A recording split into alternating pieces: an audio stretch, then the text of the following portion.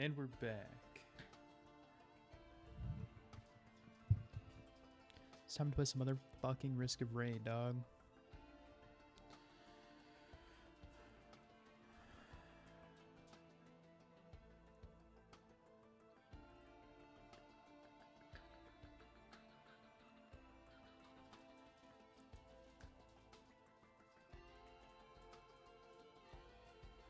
Let's double check all my sound levels are working. Booga booga.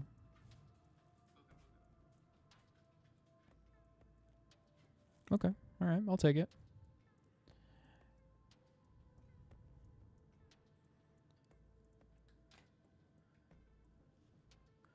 It's cold as hell.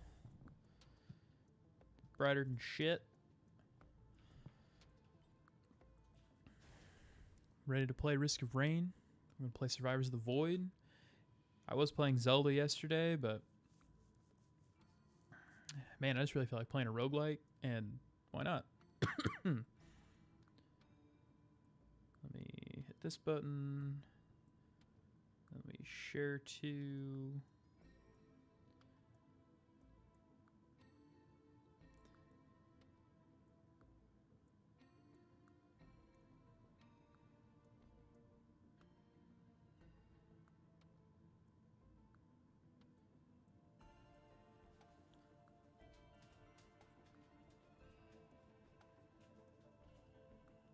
Fantastic.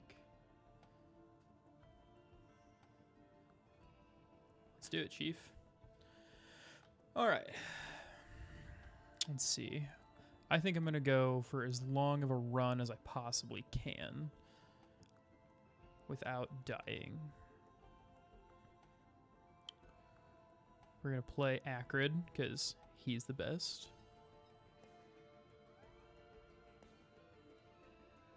Oh, good morning, Spino. Dude, you started Twilight Princess? Hell yeah. That rules. The Fire Temple's a good one, as you saw yesterday.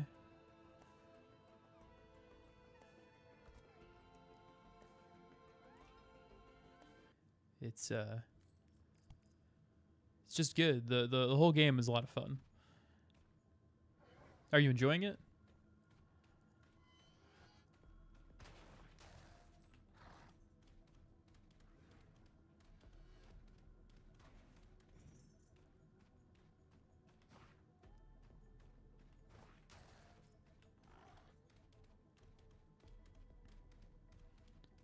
I personally I was going to play Twilight Princess again today, but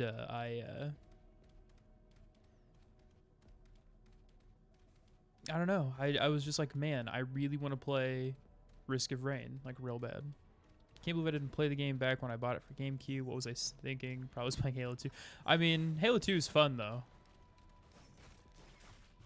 Personally, not as fun as oh my god, I'm getting my ass kicked. Personally, not as fun as Zelda for me, but it's still fun. It's still a good game. I'm glad that you're liking it. I cannot recommend Twilight Princess enough to people that like Zelda.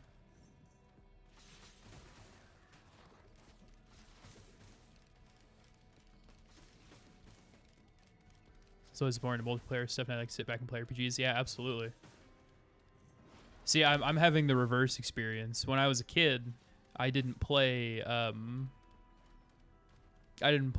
any multiplayer games. I didn't have internet for a really long time, and none of my friends wanted to come over and play games. So I, didn't really play multiplayer games a whole lot. And then now that I'm older and I have access to the internet and I've got all this stuff, I play multiplayer games out the wazoo. Oh, Skyward Sword, any good? That's kind of a loaded question.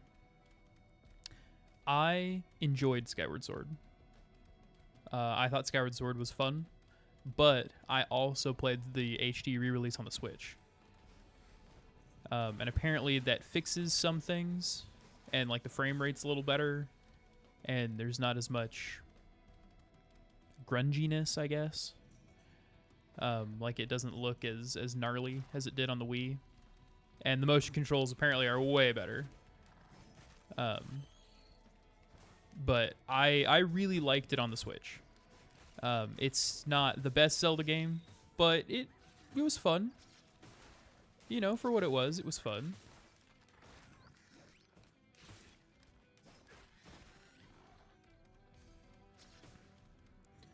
I wouldn't necessarily recommend it, but you know, it's good. It's a good time. It's fun. It's a good way to waste an afternoon. Let's see. I want you.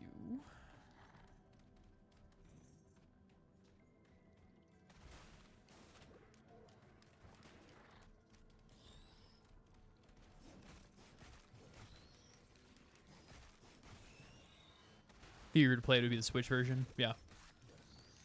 It's just so much more accessible on Switch.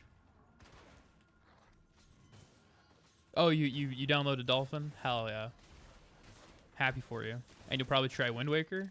Very nice. You gotta let me know how you like Wind Waker.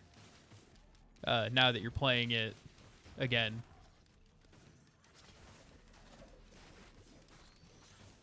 I personally just really love Wind Waker. It's just a really fun game.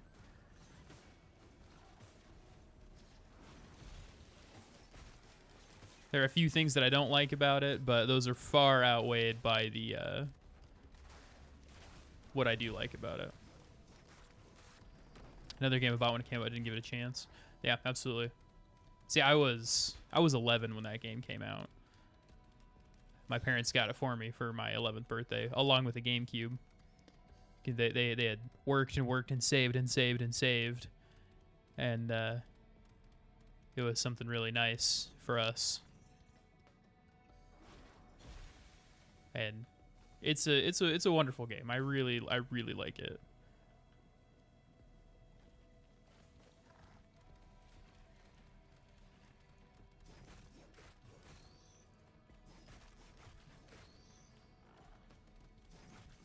You were like 20? Yeah. I can see how you wouldn't have given it as much of a chance as I would have.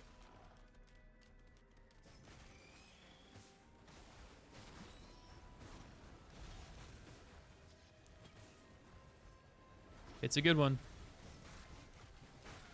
If you like Zelda at all, it's a great Zelda game.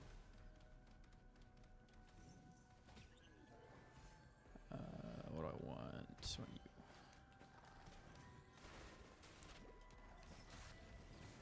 want? This right here, this game that I'm playing, is another really good game. It's currently kicking my ass, but it's a lot of fun. It's an action roguelike.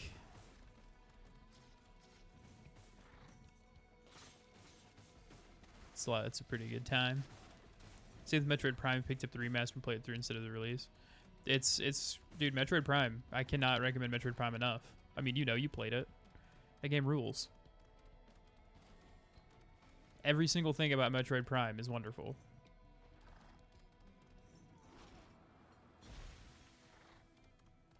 Even the things that aren't fun are fun. Not that I can think of anything that isn't fun in Metroid Prime, but...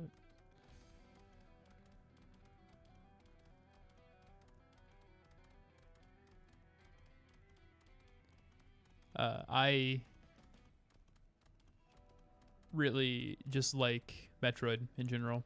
I tried playing Super Metroid the other day, and I'm real bad at it, but I had a lot of fun playing it. When Remaster 2 and 3, so you can play them. Same. Absolutely same. They, I said this yesterday. I played the second one. And really enjoyed it.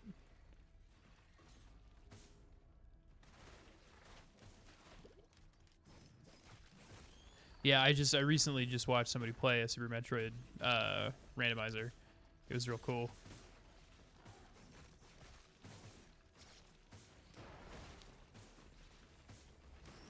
I think the concept of randomizers in general is really neat. I was trying to figure out how to use a randomizer earlier when because I was thinking about playing an Ocarina of Time randomizer for stream today, but I couldn't get it to work. It was super irritating.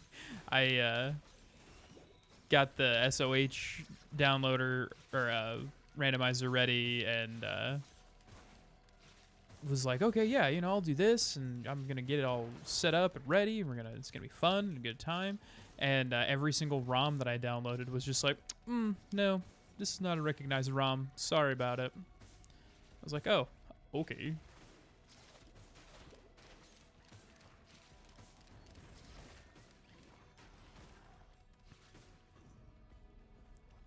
Oh my god. Come on, RNGesus. Oh, hey, Dan. How you doing? Favorite randomizer was Metroid Prime 1 and 2 randomized between 2 players. Dude, I've seen some ones recently that are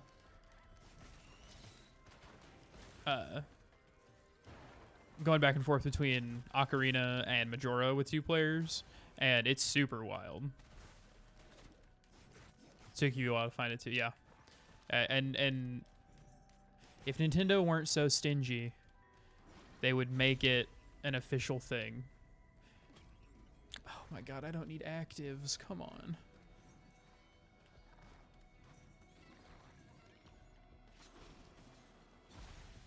But Nintendo wants to be unpleasant. So that was randomized between the 2 games. Some items the other player had to find, and I thought that was sick as heck. That is sick. That's really cool. I really enjoy like randomizers in general, but also like just cooperative gaming. Like I really like playing with you, Dan. Ah, shit.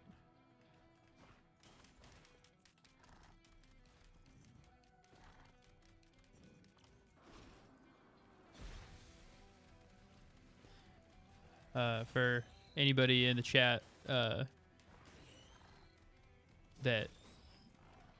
actually I guess everybody in the chat that's Future Dan is my best friend. He's wonderful and lovely, and he doesn't stream as much as I do. Yeah, even though I don't stream that much, I'm trying to get back into it. But he doesn't stream as much as I do, but he does stream, so you could follow him at twitch.tv/FutureDan. You should stream more, Dan. I like when you stream. I'll lurk on you as hard as you want.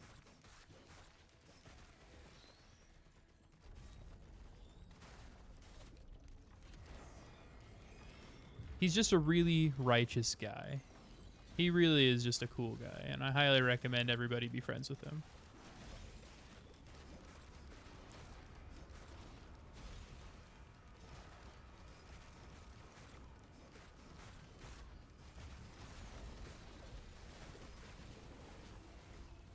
He does give good hugs, that's true.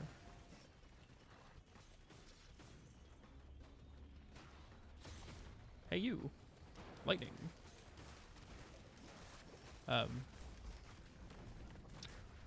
of the reason I wanted to play this game today instead of Twilight Princess was the next DLC just got announced. The something of the something Risk of Rain 2, the next DLC.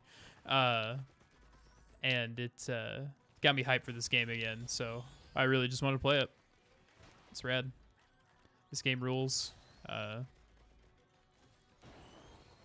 think part of the reason that randomizers for games do so well is because people like roguelikes. And playing a game like Ocarina or Twilight Princess or Wind Waker or whatever, and something that's really familiar is,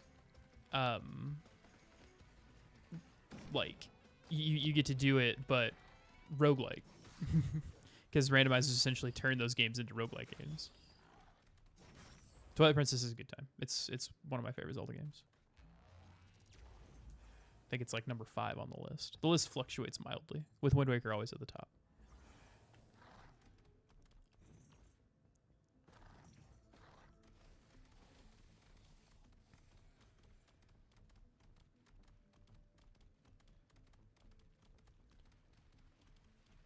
A sick Doom roguelike, like the MS-DOS Doom? Hell yeah, that sounds cool.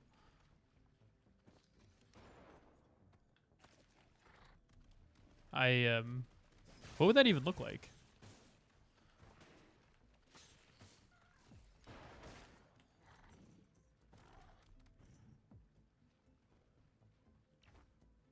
Because, like, Doom... Or no, I guess it would be picking up the weapons at random times. Yeah, you should send it to me. That'd be cool. I'll check it out. It's like an H Doom randomizer. Everybody loves H Doom.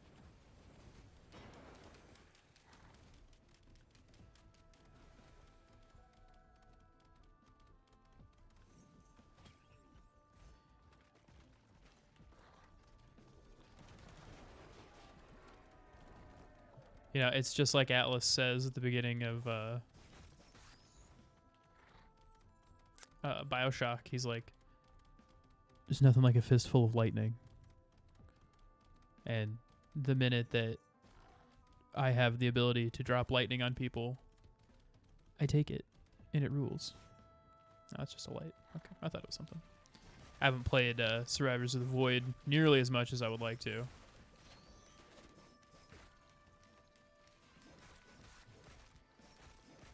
Couple extra weapons and a lot of abilities. That's cool. Adding abilities to original Doom would be cool.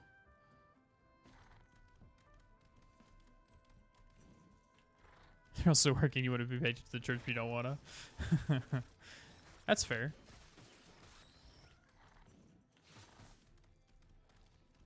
You can just lurk if you want. That's cool. I just appreciates you. Just appreciates you being here.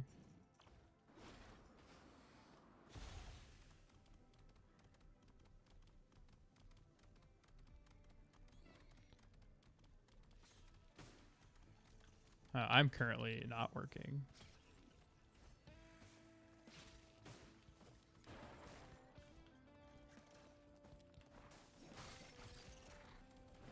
Because I'm unemployed.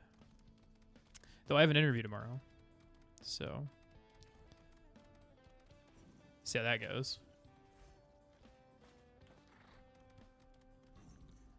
I kind of really hope they tell me that I don't get the job because I really don't want to work there. It's at the Mars plant over in Kansas City.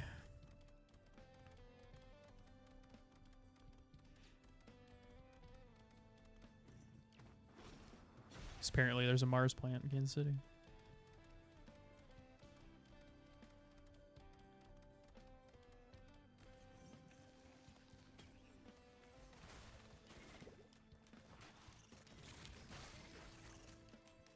Let's see, I think I need something that spreads bleed or blight or poison or something.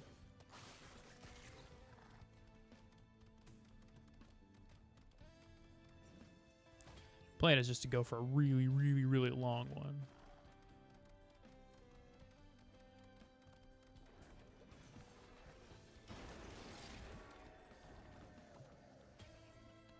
Let's see. Give me more mocha. Achoo!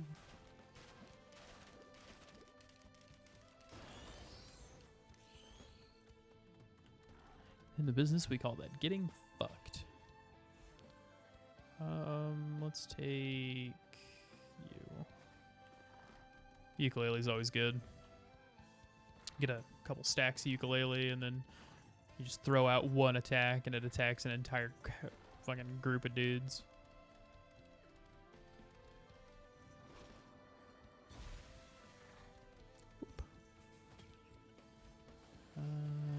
Let's take the goat hoof. Because Acrid is ungodly slow. And I could always use more movement speed. Yup. Boop.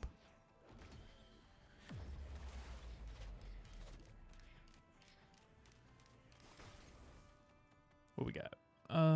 Let's take Weeping Fungus. I spend a lot more time running than I do standing still. So.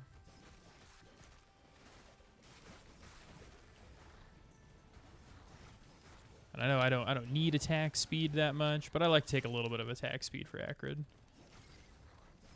He hits pretty hard, but he attacks pretty slow. So just getting a couple stacks of Mocha and a couple, and like maybe a Soldier Syringe or two is real nice for me.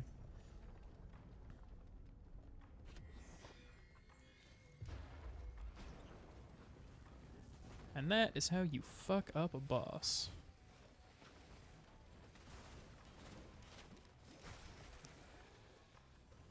I don't even have any shaped glass yet.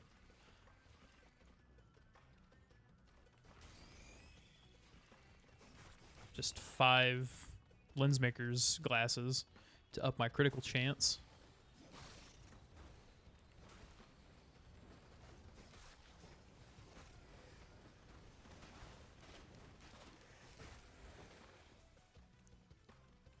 Managed to get a really nice hard critical on that first lightning blast. I saw a mod that turns this game first person, and it was just wild. I was like, oh my god, I think that would make me wildly sick.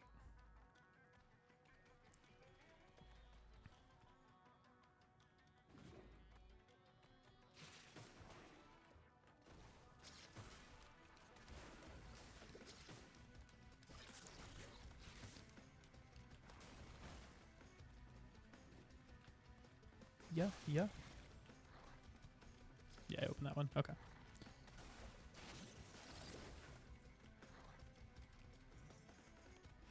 Oh, it's at 98%. All right. I think I'm probably going to do Void Fields because it's just a free legendary. Hey, what's going on, Kenny? How you doing, man?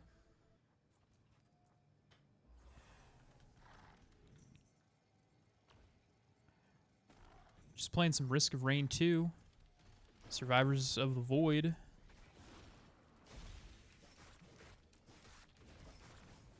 I'm doing better than yesterday. You know, trying to take it one day at a time. Thought that being a silly little lizard guy that fought silly little flying dudes would be a good time, and so here I am. Let's see, I want you. Stop that. So I'm glad to hear it too. I'm, you know, just trying to get through it. Sometimes you got the big sad. Sometimes it really gets you down. Sometimes it kicks your ass, but you know, you can win another day. All you got to do is be alive to see it, to see the next day, and it's automatically better.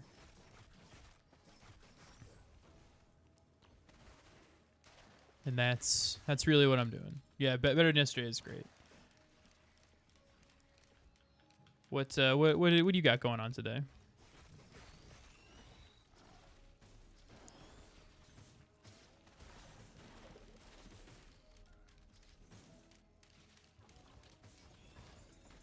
Personally, this is what I'm doing today, so.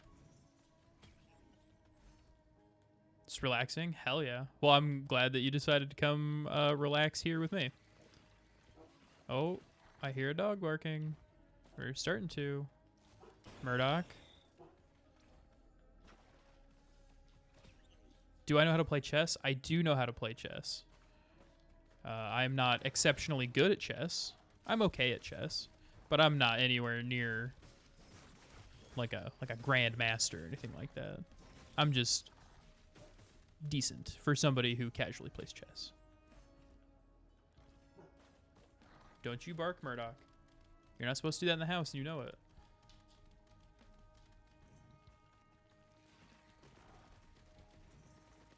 Like you recently just got into it? When I was working at my last job, when I went to the bathroom, because they were horrible people, so I would fuck off in the bathroom. I would play chess on my phone. Started playing about 10 months ago. That's cool. That's cool. Your Electric Light Orchestra is 860. That's pretty cool. Just kidding. I know what ELO is. I just really also like the Electric Light Orchestra.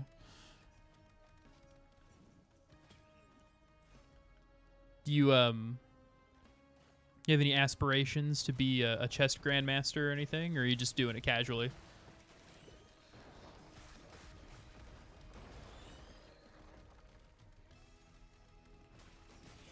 Oh, you watch Queen's Gambit. Nice. I tried to watch Queen's Gambit. I just I don't know, I just couldn't get into it. It wasn't bad. It just wasn't quite my thing. Your ELO is your chess rating. How good you are at it. It's your I can't remember what the acronym stands for. All I know is that when somebody asks in a chess related situation, when somebody asks what your ELO is, the higher the number, the better you are. That means that you win more often than you lose.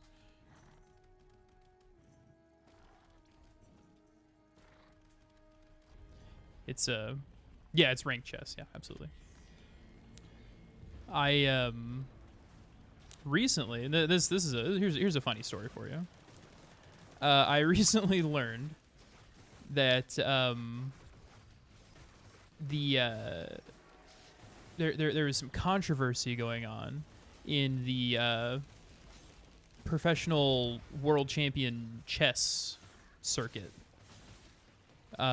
because somebody was accused of cheating at chess, which happens frequently. People are accused of cheating at chess. But they accused this guy of cheating because they suspected that he had vibrating anal beads that he had in his rectum during the match, and people were sending him Morse code of what to do next via the vibrating anal beads. And I read that and immediately closed Twitter.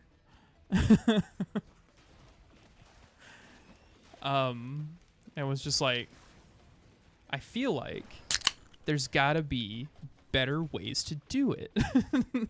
If you're gonna cheat, you might as well do it in a way that isn't horrible. Oh, Kenny, thanks for the sub, man. I really appreciate that. You didn't have to, but it's really cool that you did. And thank you. Yeah, I wish I had more fanfare for that, but I just really appreciate it. It's really cool of you. I always tell people not to sub because Twitch will pay out for ad revenue. It's not a whole lot, but it's better than taking people's hard-earned money. So, but I see that you use your Prime thing, and I appreciate using that on me. So I guess you were using it anyway.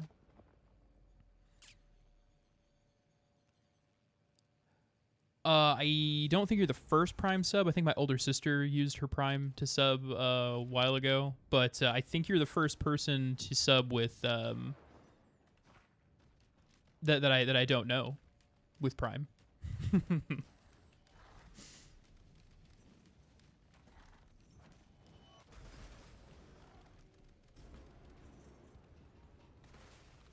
Oh, look at that guy. Oh, he's huge and goopy. Now he's dead.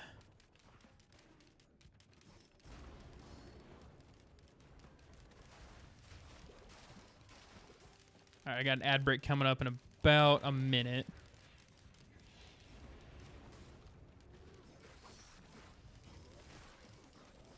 Oh, is that what that means? I think you might be one of the. I mean, you're obviously one of the first people to sub using Prime. I just can't remember who has and who hasn't, because I took a pretty hard hiatus from streaming for a long time, so it's been a minute.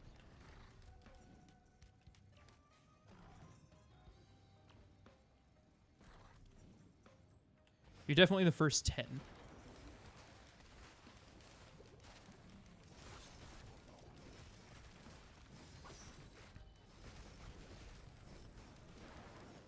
Got a question about the emulator Twilight Princess. Yeah, give me just 1 second right after this ad, and I will hop in and tell you.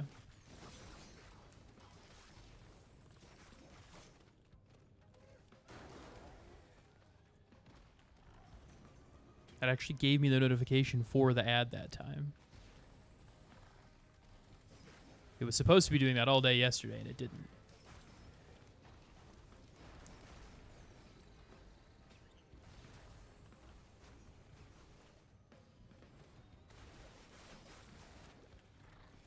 But the moment that I'm able to, I will answer any question that you've got about the Twilight Princess emulator.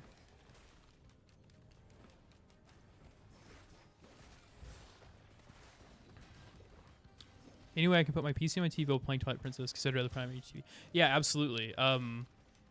You can plug your PC tower, or if you're using a laptop, you can use your laptop, because most laptops have HDMI ports on them.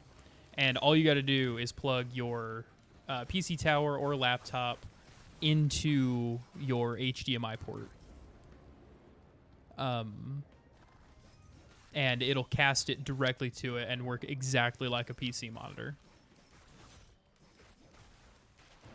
When I had my PC in my bedroom next to my next to the TV that's in there, I used that all the time for my monitor. I would stream video and everything on it. But it's it's super cool. It's much easier to do stuff like that nowadays than it used to be.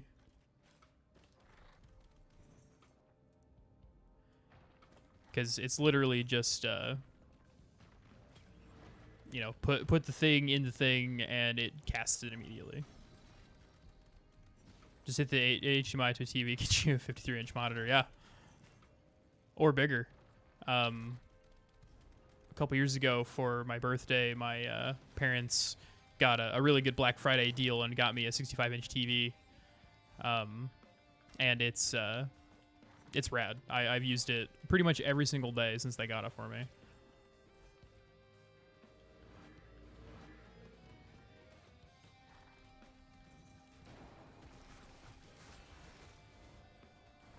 It's so weird that my ads don't sync up.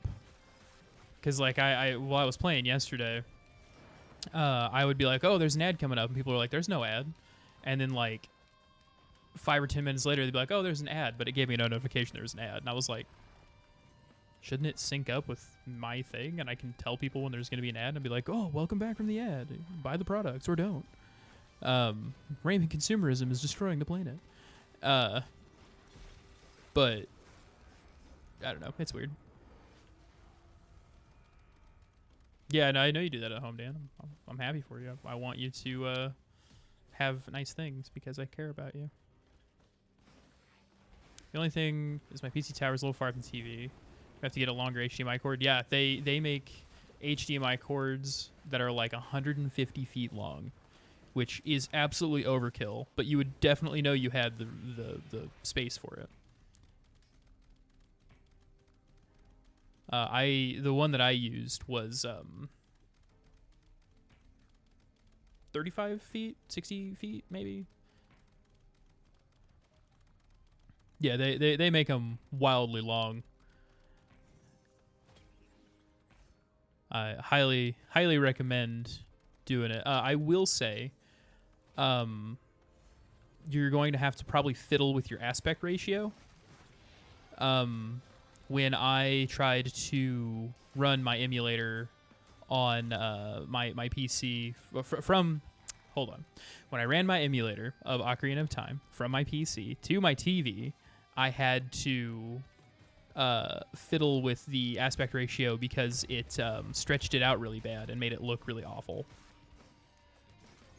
And yes, you'll absolutely be able to hear the sound come out of your TV because HDMI runs out of your or runs visual and sound.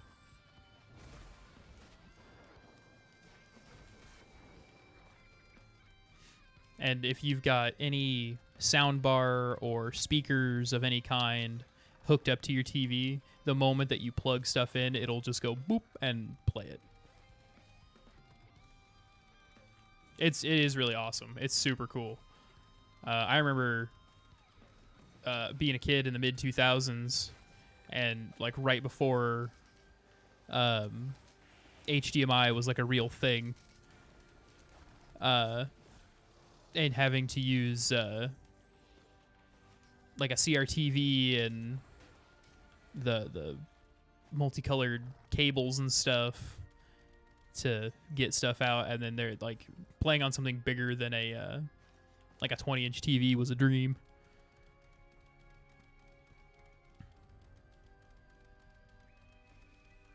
Maybe it's tough, but you can make it work. Absolutely, yeah. Component cables, that's the word. Also, when you started Twilight Princess, was the horizontal look inverted? Probably. I don't know. I'm neurotic about how my gaming setup is. So when that's not what I meant to grab. When I start up a new game, I immediately do I fiddle with the controller settings. And using Dolphin, you can go into your controller settings before you launch the game, and you can mess with all of the settings. You can turn up the sensitivity. You can make it inverted. You can make it backwards. You can change the mapping of the buttons. The whole thing pops up and lets you even pick what kind of controller you're using. There's stuff for all that kind of stuff. Oh, your emulator is RetroArch. Okay. There should still be a configurable controller setting.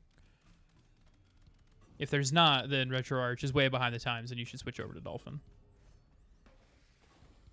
which is free and easy.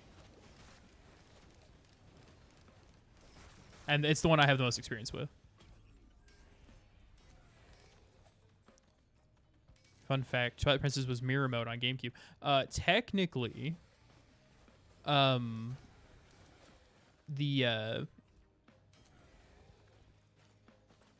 Wii version was the mirrored version because it was supposed to come out on GameCube first, and they ported it over.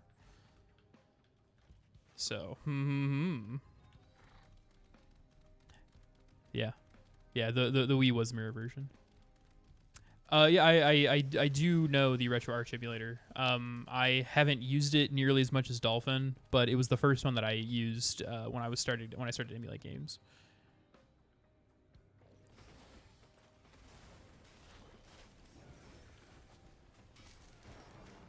But yeah, the Wii was the technical mirror version. The canonical version of Twilight Princess is the GameCube version because that's what it was built for first.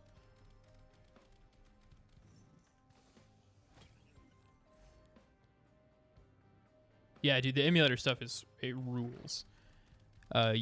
Like being able to play old games that you either never got a chance to play or that you remember playing but you don't have anymore or don't have access to. It's fantastic. And the fact that Nintendo is trying to shut down all emulators of their games, but not doing anything. They're okay. I guess they're kind of doing stuff now, but not nearly as much as we want. But they're trying to shut down emulators and stuff because they want all of the like revenue. And it's like, man, if they were giving more support for their emulation, like on the Switch, I wouldn't really have a problem with it. But even before they had the N64 emulator on the Switch and the Game Boy Advance and the Super Nintendo and the NES emulators, they were trying to shut stuff down. And it was ridiculous. And it's still ridiculous. I hate it. I also wish Twilight Princess was on the Switch. There is an HD remaster on the Wii U. But you got to get a Wii U, and the Wii U sucks. It's very, very poorly optimized.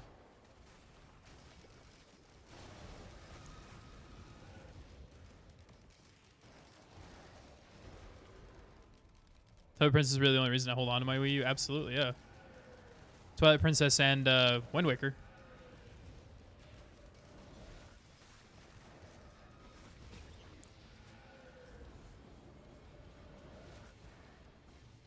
Wind Waker is such a good game. I love that game so much. Here's a fun fact. Dan and I, future Dan and I, have a YouTube channel that we don't use. We don't put stuff up much anymore because we're just really busy and that kind of stuff. We keep talking about trying to get back into it, but we're both busy and tired, and you know how it is. But we played all of Wind Waker HD years ago, and it's up on that Broadswords and Monitors channel, is the name of the channel. And we also play. We're also in the middle of playing Ocarina. It's not all up on the channel, but you can watch all the way up to Dodongo's Cavern if you're interested. And we were playing Twilight Princess, but we never got very far in that, I don't think. Yeah, and Wii U Twilight Princess is very valuable because it's the only HD version. Yeah, I think you're right. I think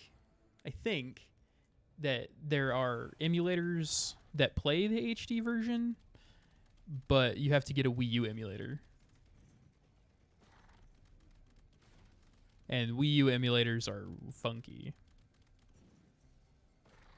Anything newer is funky to run as an emulator.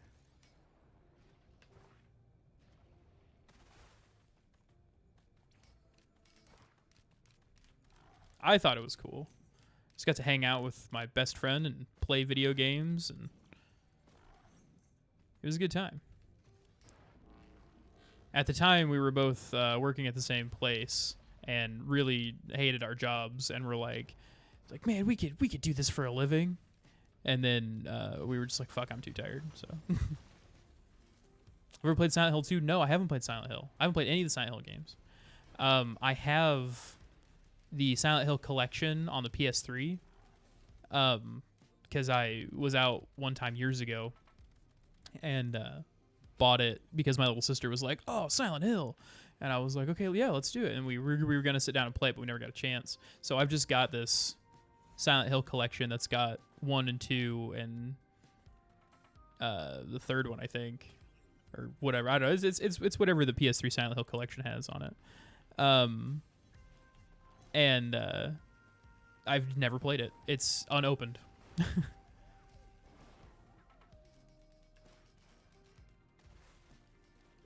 But I sure would like to. I heard the Silent Hill games are a lot of fun. And I've been playing Resident Evil lately, because Resident Evil 0 was on sale on the Xbox the other day.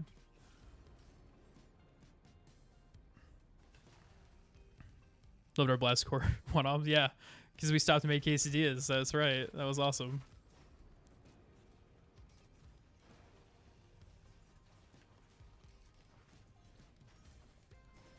Silent Hill 2 was very good, and you liked Resident Evil played 4, 7, and 8. I have never played Resident Evil 4. Dan has talked about it and has said that it's good, and I hear that the HD remaster is really good. But the only ones that I've played have been the first one, so Resident Evil 0, the first one, Resident Evil 5, Resident Evil 7. And I played 5, and I guess I technically played a little bit of 6, but I played 5 with Dan. We played the ever-loving shit out of that game to the point where we had weapons that had unlimited ammo because we had played so much and unlocked all the stuff for them. I was not huge on 7. I wanted it to be scarier, and I didn't find it that scary. Whoop. About to get Lemurian. Yeah, Dan is a friend of mine, IRL. He's my best friend.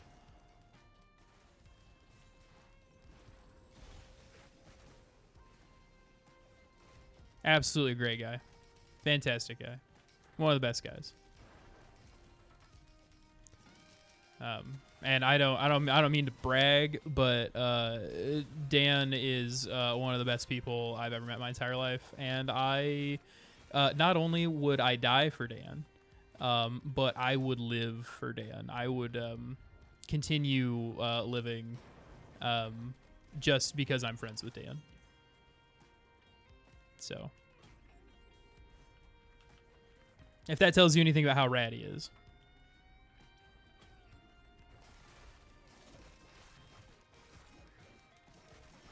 Hey, he's awesome. He's a great guy. If everybody in the world had a friend like Dan, the world would be a better place. You know, people talk about treating each other better and all that stuff, but they just really everybody needs a friend like Dan. He's the best guy.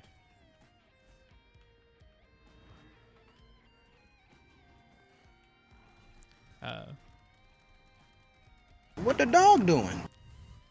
What the dog doing? Currently, the dog is sleeping on the bed right behind me. I don't know if you can see him in frame. He's like right over here. Probably see the top of his head. You and your cousins are really close? That's awesome. I used to be really close to my cousins too. But as we got older, we all kind of drifted apart doing other stuff. But I'm happy to hear that for you.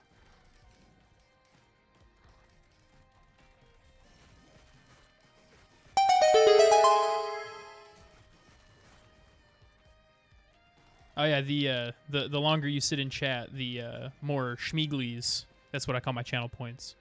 The more schmeeglies you get, and you, as long as you got them, use them as much as you want. I just recently fixed it so I can hear it. So, because the other day I was like, "Oh my god, it's broken! What am I doing? Oh no, I can't believe that this broke!" And the people in the chat were like, "What are you talking about? It's happening. I can hear it." And I was like, "Oh well, never mind then."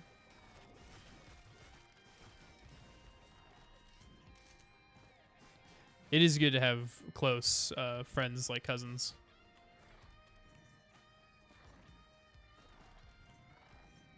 Thanks, man. Me and my cousins talk all the time. Live a little far. I mean, at least you guys talk all the time. The internet has made like the instant communication like just super easy and great, and just has made it so much nicer. And like, you know, the longer that we're making better telecommunications, the better they're getting. And you know, you can get really nice phone plans, and you can use like Discord to talk, and you text each other all the time, and it's just really nice to be able to talk to the people that you love whenever, all the time. I'm in New York, one's in Pennsylvania, and my other one lives about 45 minutes away. Hell yeah. I mean, not hell yeah that you guys live far away from each other, but hell yeah that you're going to go see them because you're going to Pennsylvania.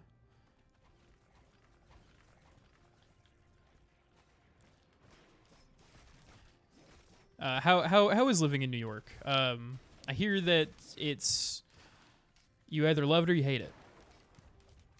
I personally I live in Missouri, almost in Kansas actually, right on the eastern border of Missouri.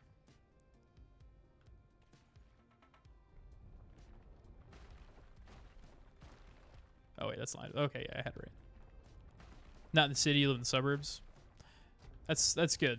I hear again that you either love it or you hate it, and it's a tough city to live in if you hate it.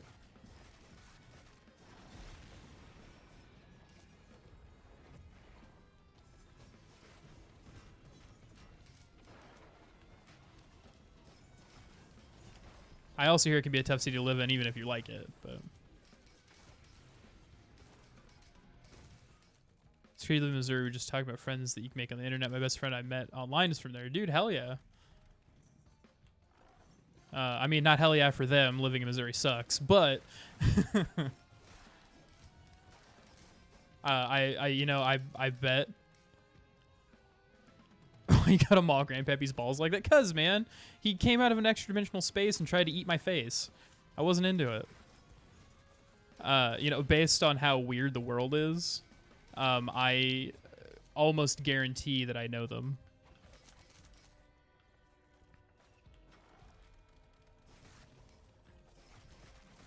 If they live anywhere near Kansas City, I bet it's somebody that I've met and have interacted with in my daily life.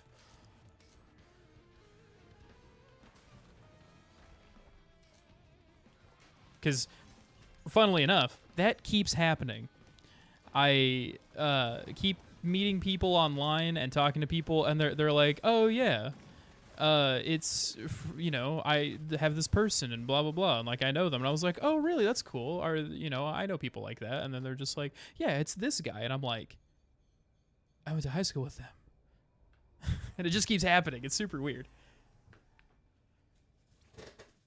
I live in a small town as well. I don't live in Kansas City. I live right outside Kansas City.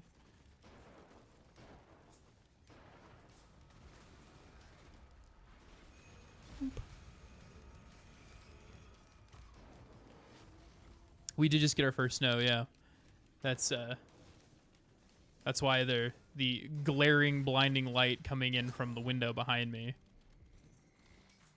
is very, very bright and white. I live near Dexter.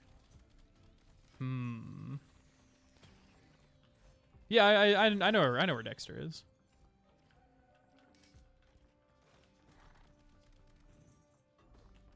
It's just over in that direction.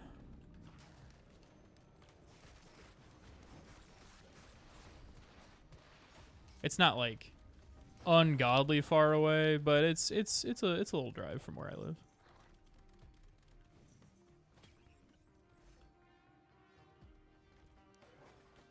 But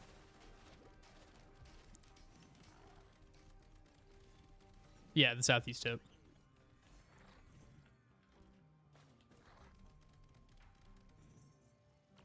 It's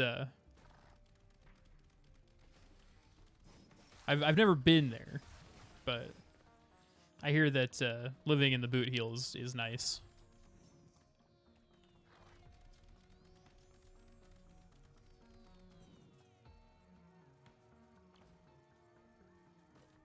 We should go on a road trip, Dan. We should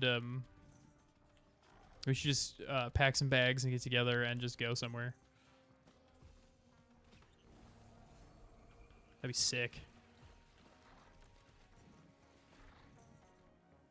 So I interrupted you by asking about New York. No, that's totally fine. There's a lot to do there. That's really cool. There is fuck all to do around here.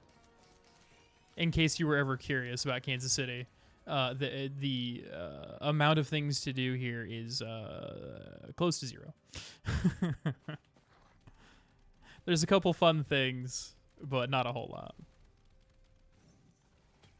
Are you like from New York? Did you like grow up there, or did you move there?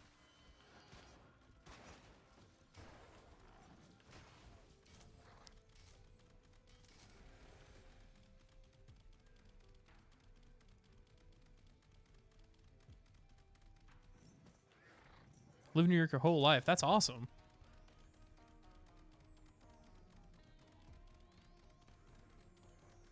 All 21 years of living. Dude, you got lots of life left. There's all kinds of cool places to see. Also, congratulations on making it to 21. Happy for you.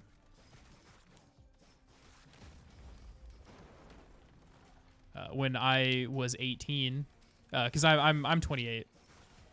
So 10 years ago, when I was 18, I didn't think that I would live long enough to be 21.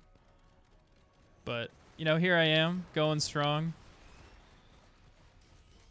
Making it through one day at a time. Trying to squeeze every ounce of life that I can out of being alive. All of the pleasure and enjoyment that I possibly can. Been 21 since March? Hell yeah. I just turned 28 in September. Dude, I'm starting to become happy that I'm here. You know, you can't win every single day, but you can try to win more often than not.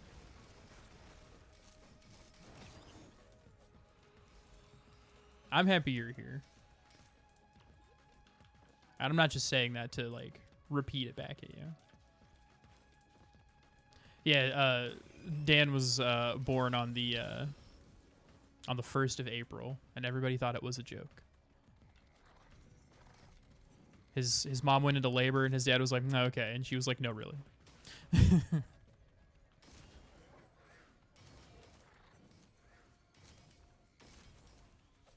12:30 in the morning.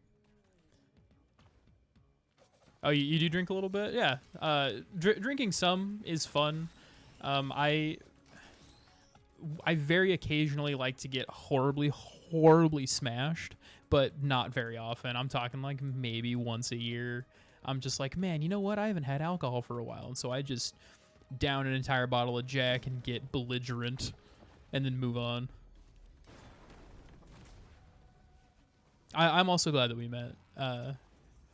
I'm sure that we've got all kinds of stuff in common. And you're always welcome here in my streams. And I'll be streaming every weekend from now on.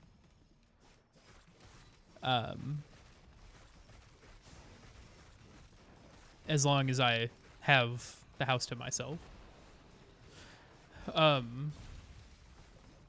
And I'll be around.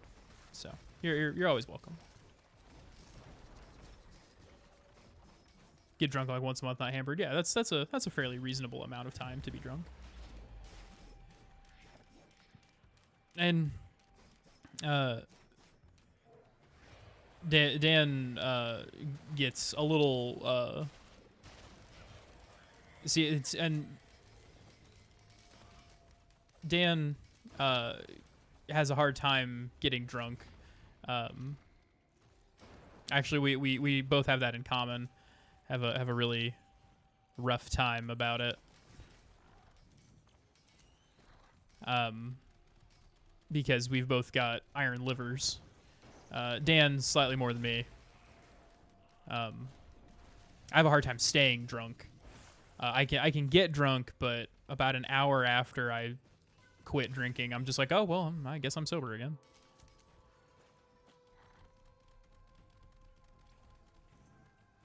That's why if I'm going to drink, I drink like hard liquor, because like Dan said, I get full before I get drunk when I drink beer.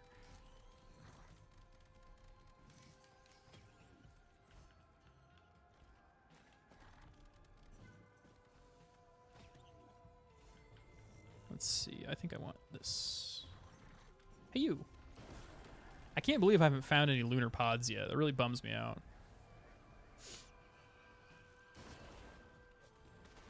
Yeah, the one time you did get a little drunk. But they also it was like this much pineapple juice in that drink, and then like this much liquor in that drink, and you had what, 2 or 3 of them in rapid succession, because it was just like, oh, this tastes like juice.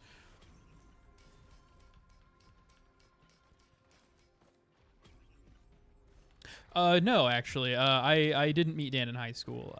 Dan and I have been friends for going on 10 years now. Um, because he worked with my parents, and then when I got out of college, um, my dad was like, because I absolutely failed at college, like 100%. It was a bad time, but that's a whole other story. Um, when I had failed at college, I came back and I was kind of talking about maybe trying to do streaming and playing games on the internet and stuff because I was looking for a job.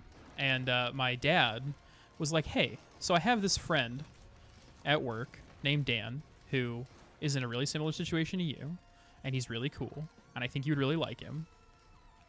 So, you know, if you want to, you know, here's his number. If you want to meet him and try to record games and stuff, like, that would be, you know, you guys could try it, and that would be cool." And I was like, okay, you know what?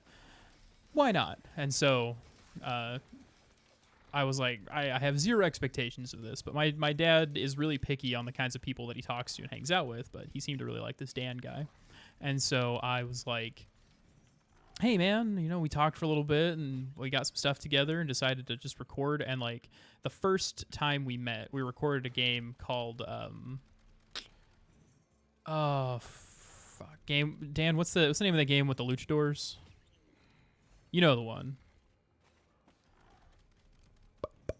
Guacamelee. That's it. We recorded Guacamelee, and it was horribly awkward and one of my favorite things we've ever done because of how incredibly awkward we both were. Because it's hard to how to describe how awkward it was and how fun it was to do. But like the whole series that we recorded is up on YouTube if you wanted to check and see how awkward it is. I was 19. Dan was almost 30, and we were just trying to have a good time and play this game, and it was very silly. And then now it's just like I think that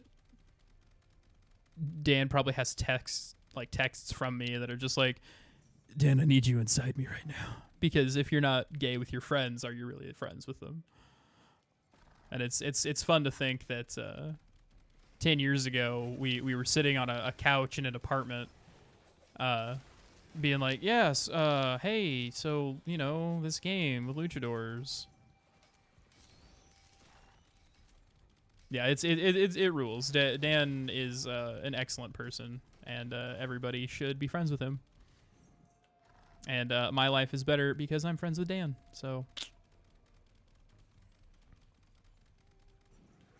also to be clear, Dan and I are not gay with each other, but you wouldn't know that if you met us in the same room.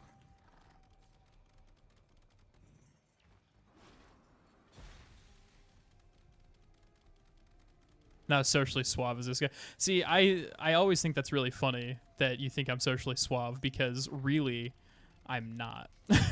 I am horribly socially awkward and autistic as hell, and I don't understand social cues and that kind of stuff. But I'm kind of handsome, and I'm kind of silly, and people tend to latch onto that. And then I'm just kind of like, hey, I like really niche things. What's up?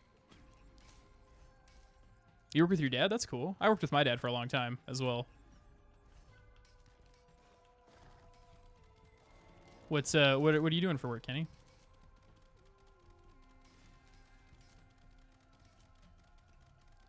If you don't mind my asking. You do plumbing. Oh, that's awesome. I hear plumbing is a really well-paying and good job.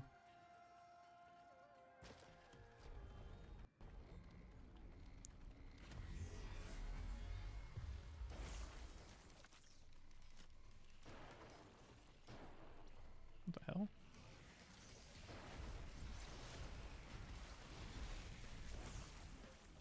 There we go. So I was 18 and never went to college before. It wasn't for me. Yeah, I wish I had I wish I had skipped out on college. It was a bad time. It was full of depression and bad choices and deep regret. But I really wanted to be a college professor, so I was like, well, I guess I gotta be a teacher. So, shy kid growing up, hard to find words to affect because Easley's miracle. Well, you know, you're a cool guy, Dan. Everybody likes you.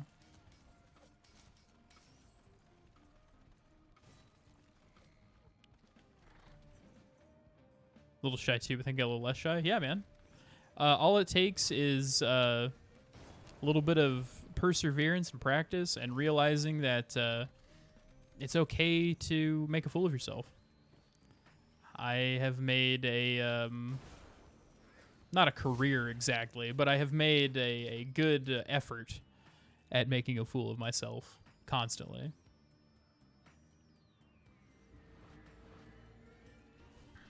Yeah, Dan's going to college too. He's almost done, actually. Going for IT. IT? That means that he can help me run my Ocarina of Time randomizers.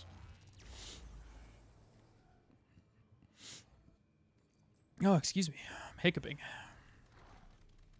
Some people get heat syncope. I get heat hiccup-y. It's not true, but it's funny to say.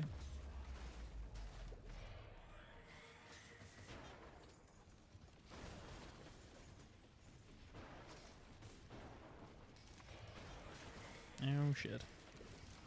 I just want to pick up my item. I don't want the void guys fucking stuff up.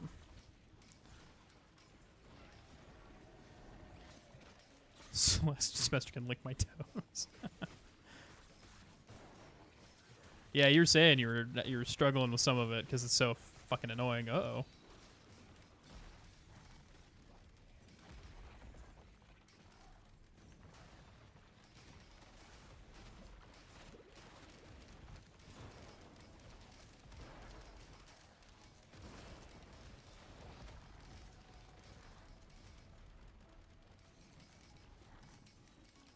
Don't mind me asking what's real. My real name, I'm Steven.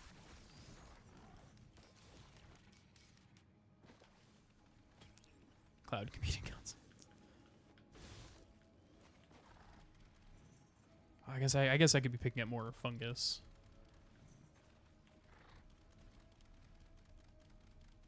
Sexy slime McMahon meat.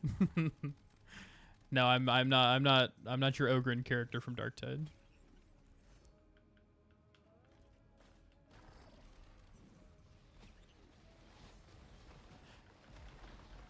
Yeah, I picked up on your name. Although, you know, it could have been you could have been Greg, for all I know. You could have been Greg Wilmington, for all I know.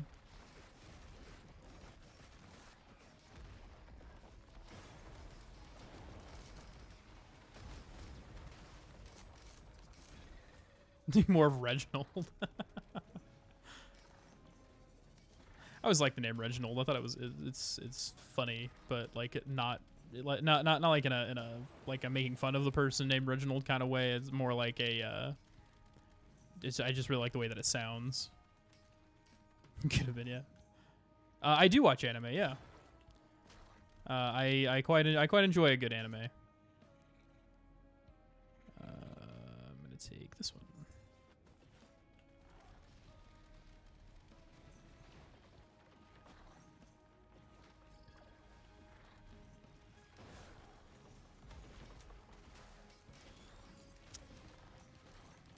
You watched Haikyuu?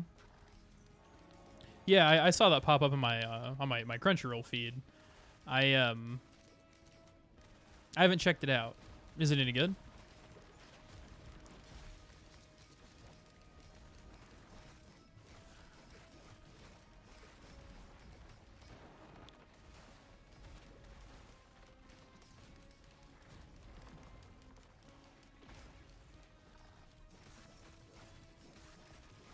Really loved it. You played volleyball in high school. That's cool.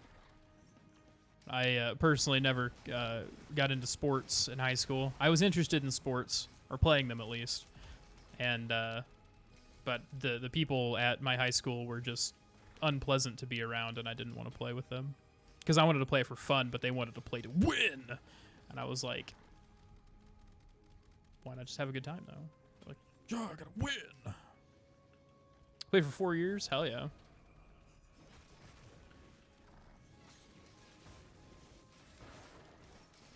Friend told you watch Attack on Titan. Attack on Titan starts real strong. I'm not gonna spoil anything, but it starts real strong, and then you get a little ways into it, and it's not nearly as fun to watch after a while. It gets kind of boring. You want to watch a really good anime, in my opinion. I would say Full Metal Alchemist Brotherhood. There are 2 Full Metal Alchemist animes. One of them is just called Full Metal Alchemist, and it's okay. But then there's Full Metal Alchemist Brotherhood, and that one follows the manga or however you want to say it, and is exceptionally good. It's got very little filler and kind of bops the story along, and is just a hell of a good time. I really, really, really like Full Metal Alchemist Brotherhood. Dude, I had an argument once with somebody that that Airbender is actually anime, because it's 1000% anime. Like, it's not Japanese anime, it's Western anime, but it's still anime. It's great.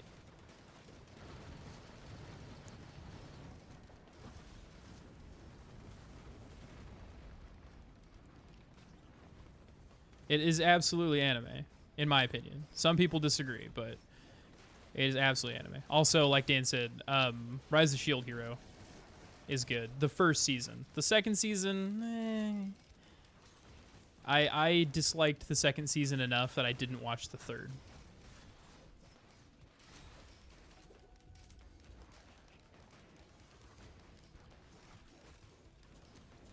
But that first season rules, and I highly recommend it. I am not into football, no. I don't dislike it as a concept, but I grew up in a small town where people are obsessed with it and make it way more than it needs to be, and more of a big deal than it needs to be. Favorite just Friday Night Lights. That's cool. I've never seen a single episode of Friday Night Lights. My favorite TV show is Buffy the Vampire Slayer. At least the first 4 seasons of Buffy, before it got unfun to watch.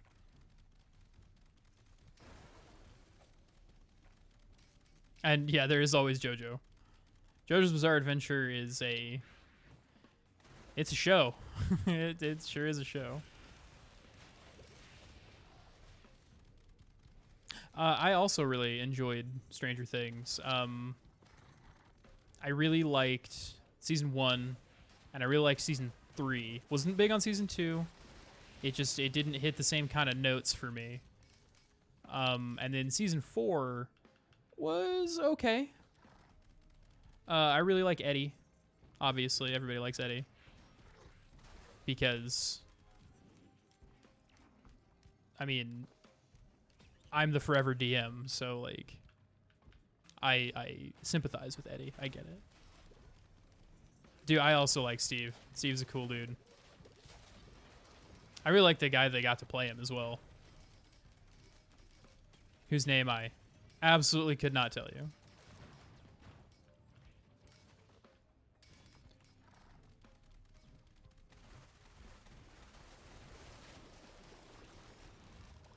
Oh, there's a scavenger.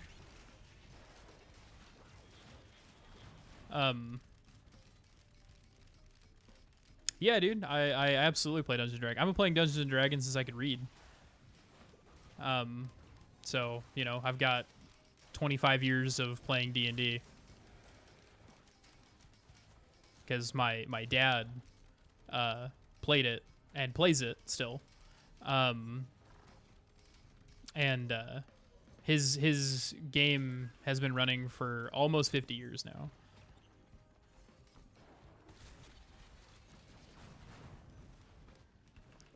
And I've been playing the same character in his game for the last 20 years. You never played it? It's fun, man. You got to find the right kind of people to play with. Yeah, like his campaign.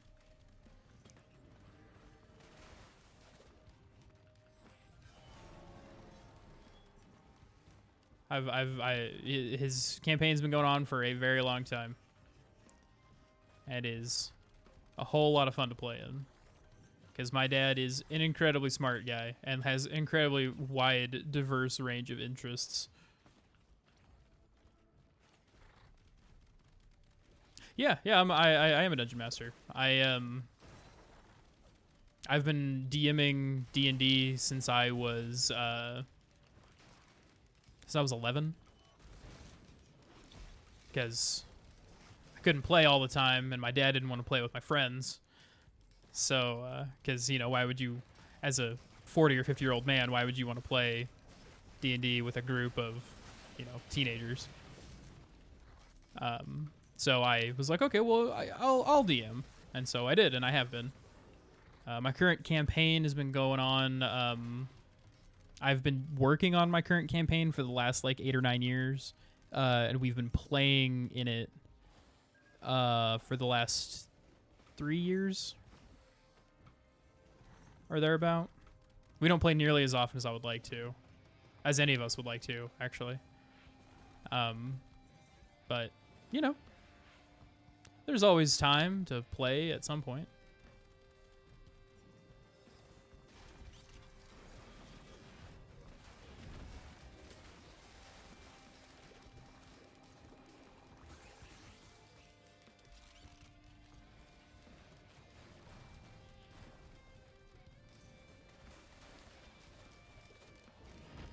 Session's really long, right? Like 8 hours.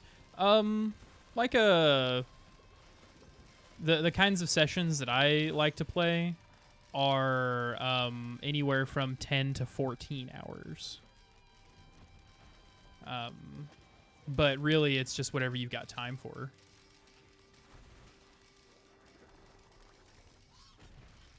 Can I get shaped glass? Oh my god, I cannot get shaped glass. Fantastic. Love it. Hate it.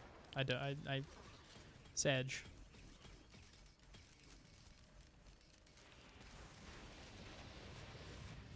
Give me bleed.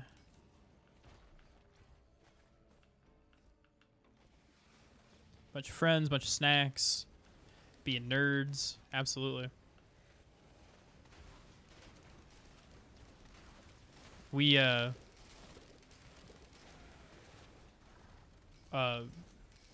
what is it, last year? Went to Dan's family's cabin because they've got some land, and we played D&D for 2 days. It was really cool. You guys actually have proper ending when you do a session. You just end when you want to. I find a good spot for us to end during the session. Like, oh, where everybody's really tired. You guys have just made it back to town, sort of thing, and now, we should end the session here, and then we do and move on. The way that I grew up playing and the way that I play is there is no end to the game. Like, people talk about ending a campaign, but in my game there's no end.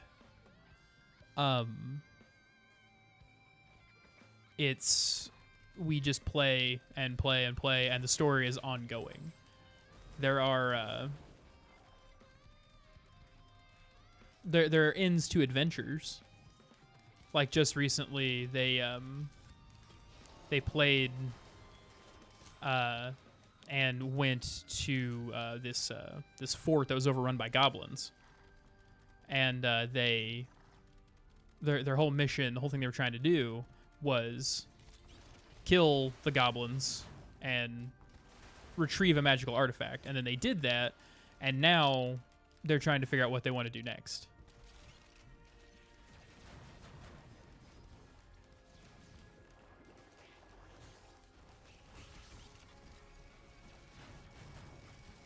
I think it's pretty interesting, personally. And like you absolutely can run shorter sessions, and you can have definite ends to your game, and then run new games and that kind of stuff. You can absolutely do that, but I personally just really like to, like, I've been playing the same halfling character. His name's Othar Oakenleaf. I've been playing the same halfling character for the last 20 years, and I've done all kinds of stuff and have had all kinds of adventures and all kinds of things, and it's just a lot of fun to be able to have that continue to go. Yeah, on a 20-sided die, rolling a 20 is usually the best that you can get. The way that we play, you can get we use everything from 4, 6, 8, 10, 12, 20, and also what's called D100. And D100 is where you roll a 2 10-sided dice, and you try to roll underneath a certain score.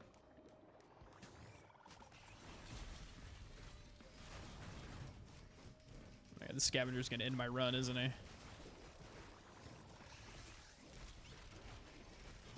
I can't kill him fast enough.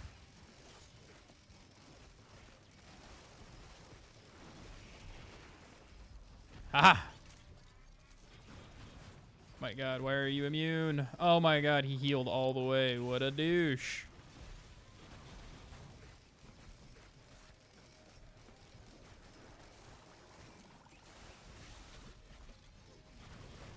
Oh my god, am I gonna get him?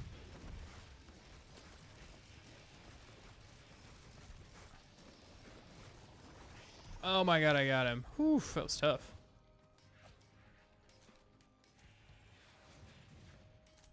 Oh, he didn't drop a backpack? Oh, what a douche.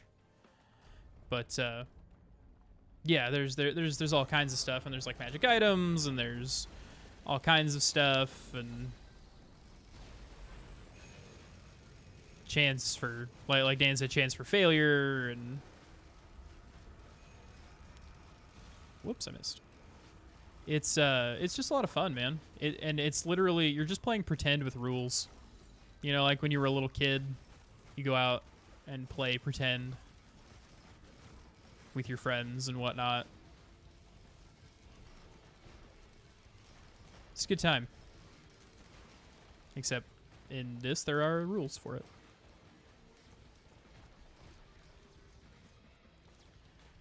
Yeah, if you lived closer, I would offer to let you play. But playing with a group in a where most of us are in person and then someone isn't is really hard.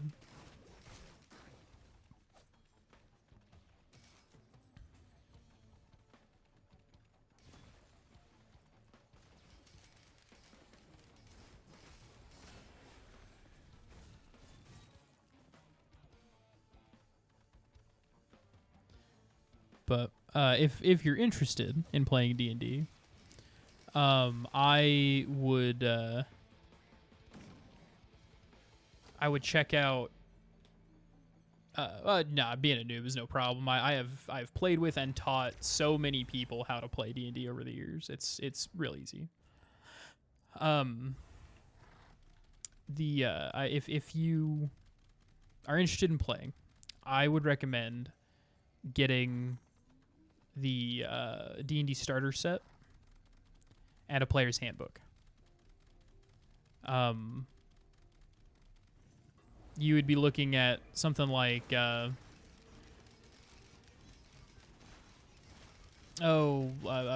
player's handbook goes for $50, I think, and the starter set's like 25 or 30. So you'd be looking at not something that's inexpensive, but you know, like the price of a new video game. And that's pretty much all you need. Or the right website, that's true. I just can't advocate piracy. I absolutely can't advocate piracy.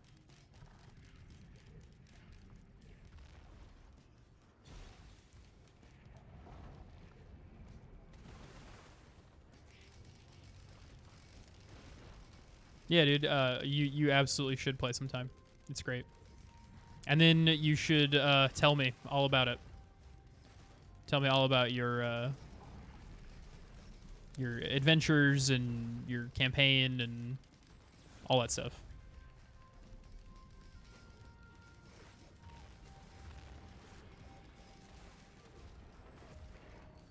We do love D&D stories in this house.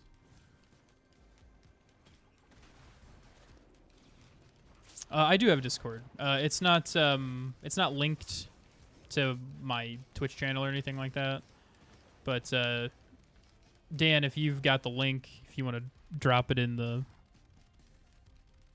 channel, you're a moderator, so yeah, man, of course.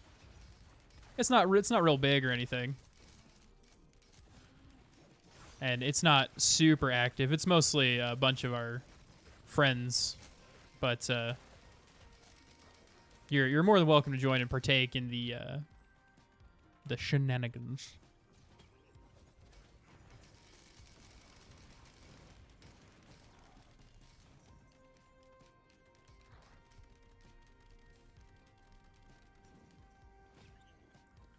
Give me this.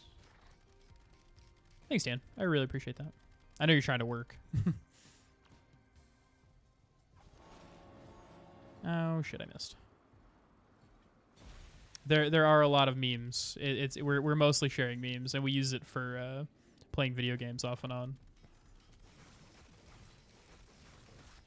Oh shit!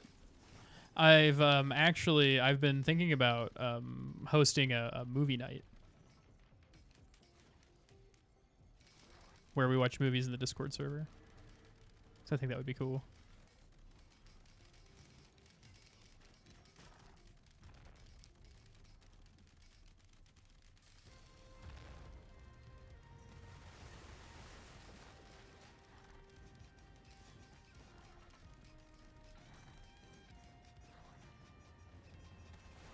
Man, I picked up the Lysat cell earlier, and I didn't mean to.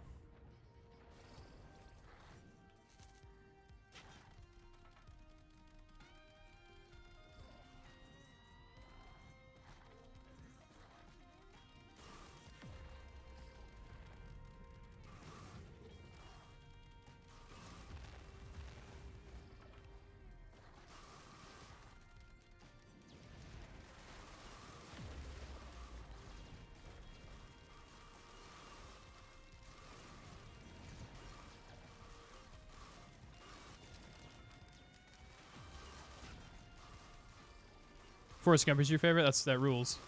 Forrest Gump's a really good movie.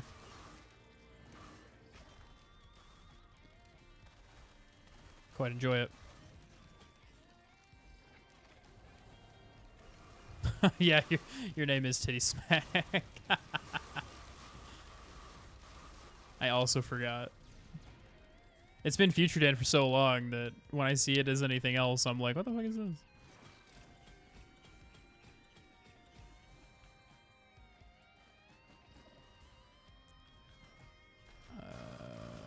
This.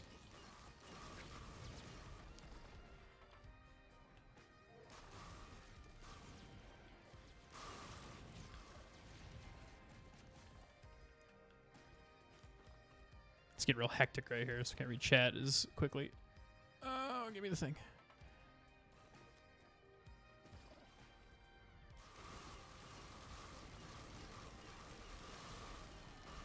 There we go.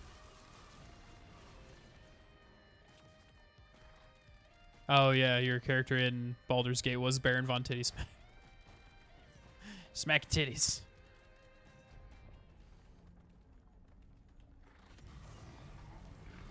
I want to say that I've heard of American History X, but I've never seen it.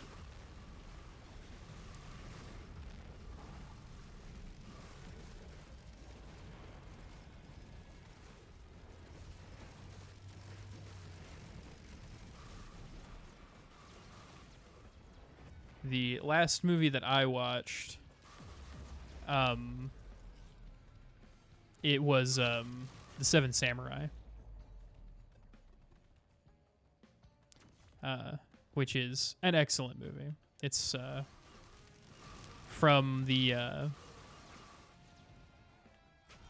what, it came out in the 50s, I think, and it's the inspiration for the Magnificent Seven. Have you ever seen that? And it follows. It's basically the same plot as Magnificent Seven. It just came first. It's by Akira Kurosawa. It's got Toshiro Mifune in it, who are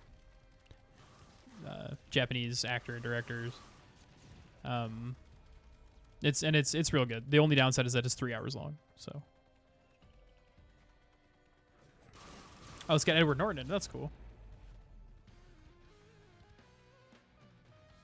Yeah, somebody, I think it was Dan, shared the entire Five Nights movie in our Discord server. So if you're interested in watching Five Nights at Freddy's, it's in the Discord server if you want to watch it. Am I into zombie games?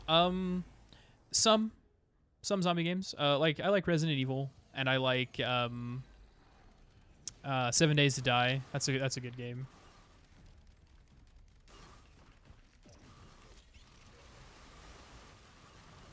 I tried Project Zomboid. I wasn't real into Project Zomboid. It's okay. It's just really hard, and there's like a learning curve. I would love to have a dedicated 7 Days to Die server. So I could just like have people play and stuff, but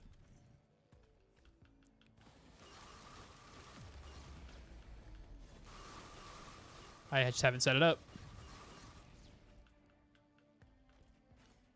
Yeah, dude, we can play 7 Days sometime.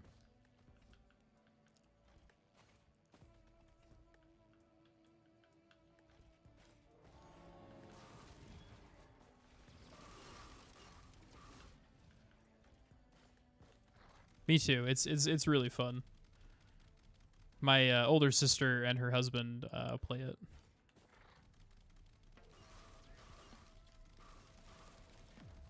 Yeah, I'd really like to make a dedicated server so we could all just get on whenever we wanted, like that Minecraft server we had for a while. But like I said, I haven't done it. I should, but I haven't.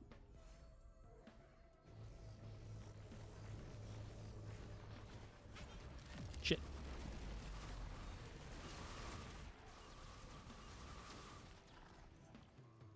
You should go on Arm Farmer. Yeah, that's true. He does.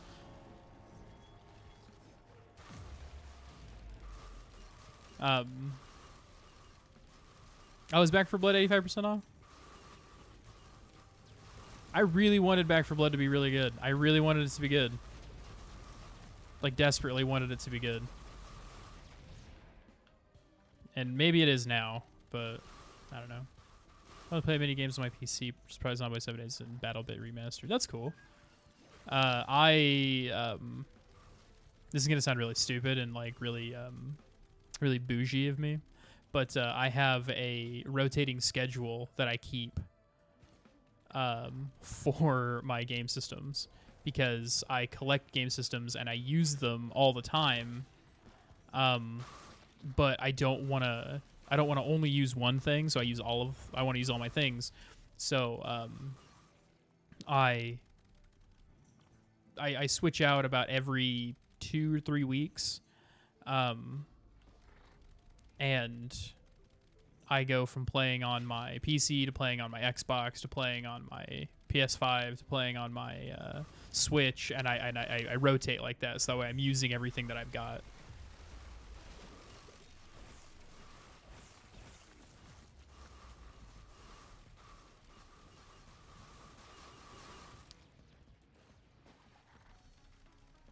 Because I'd hate to have spent the money on these things and not use them, so.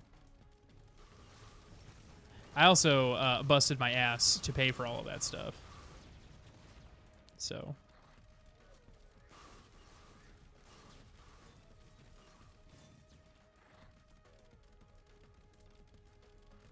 Yeah, see, you get it.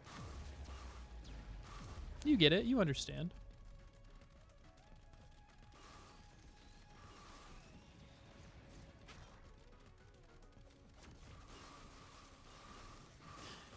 This guy fucks.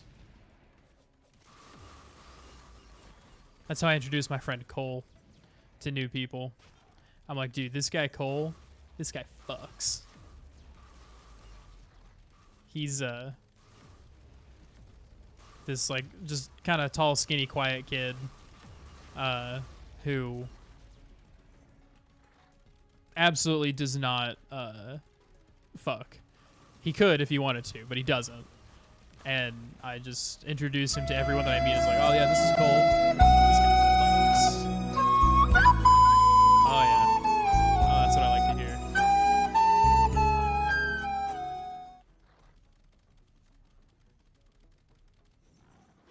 Near, far, I'm driving my car off a cliff. Or whatever Celine Dion says.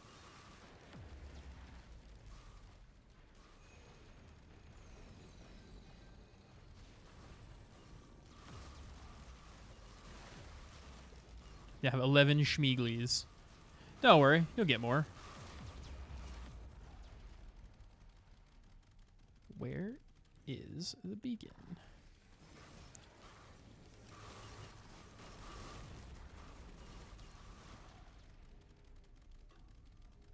$1.1 bonks.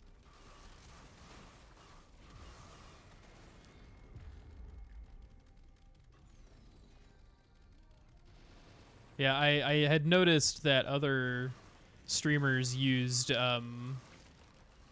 cute and silly names for their oh shit, I'm gonna die. Used cute and silly names for their channel currency, and I was just like, oh well, I could do that. And thus Schmeeglies. Oh, you playing Hades? Hades rules. It's a really, really good game.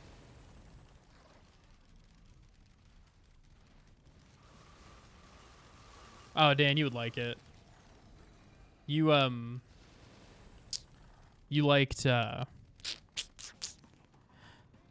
that one game that you were just talking about with the parry mechanic. Hi-Fi Rush.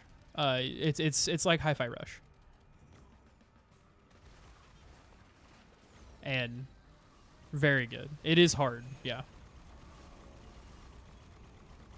But, you know, I know you like roguelikes, and I like roguelikes, and everyone who's anyone likes roguelikes.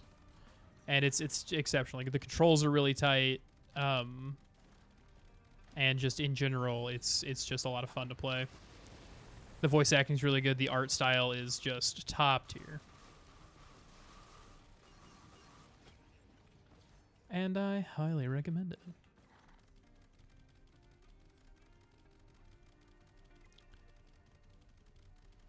And I should have been picking up backup mags. I haven't, but I should have.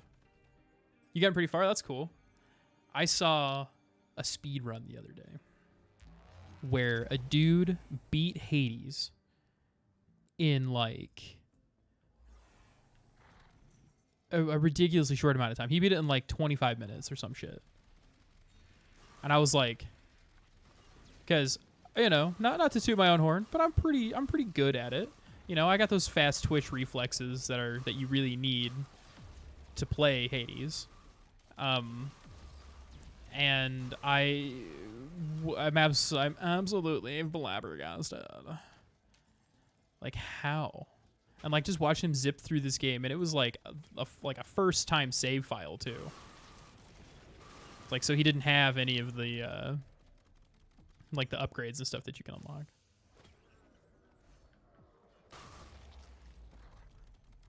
You like Last of Us and Life is Strange? That's cool. I really enjoyed The Last of Us when it first came out. Dude. So this will tell you what the internet was like when I was on it. I watched fucking PewDiePie play The Last of Us back when he actually played games.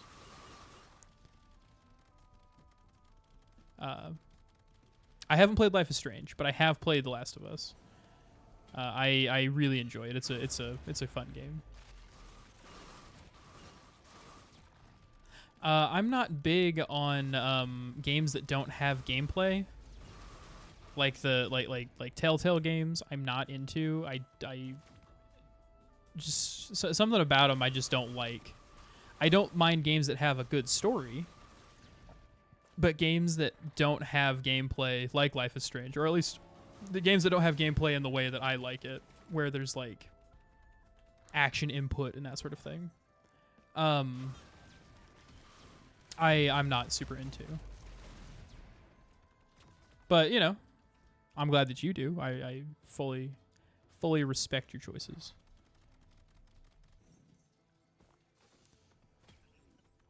Dude, I'm getting long in the tooth in this run. It is 96 minutes of this run.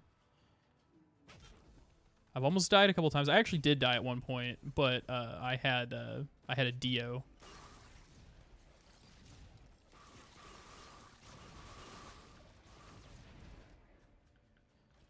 And it brought me back to life. Yeah, yeah. In The Last of Us, you scavenge and fight and that kind of stuff. Did you watch the TV show on HBO? And if so, what did you think? Because I watched the TV show on HBO, and I quite liked it.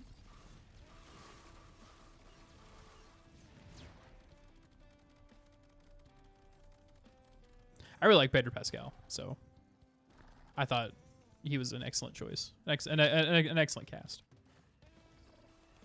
But you know, there was an episode recorded in Kansas City.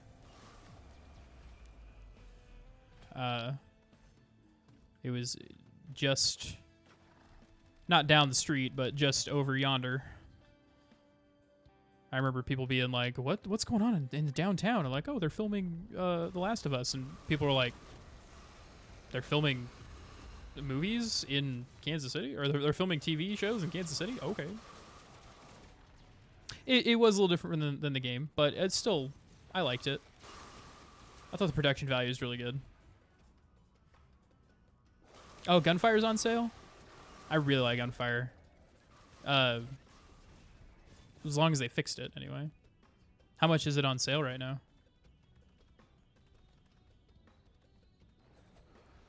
Although I will always play the turtle.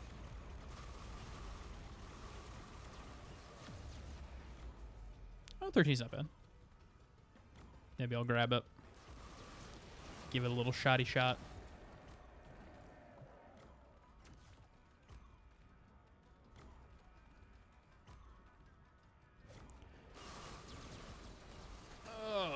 The right side of my ass is going numb.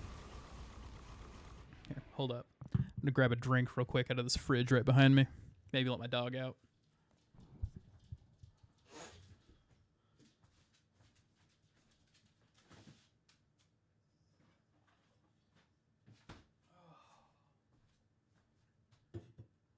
You mess up, bud?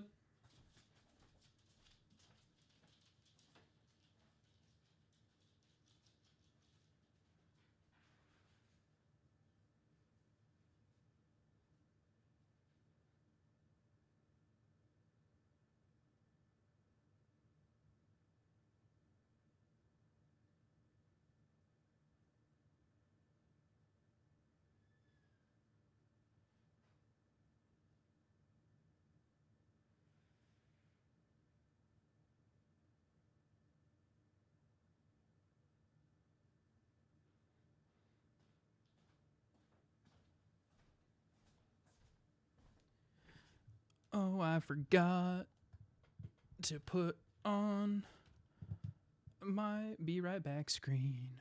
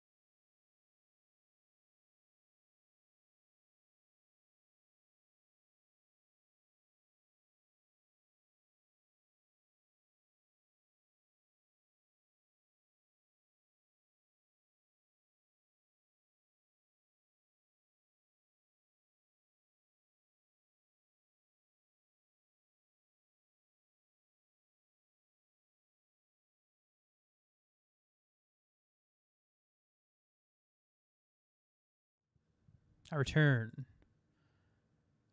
You gonna pop up? Come on.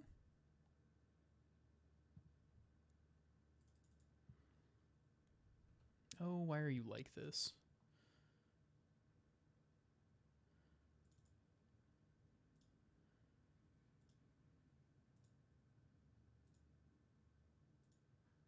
There we go. Silly thing. All right, what are you guys talking about? What are you talking about?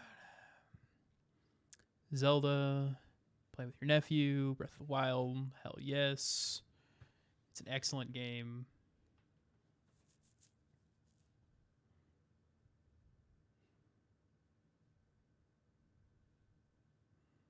Play with your nephew.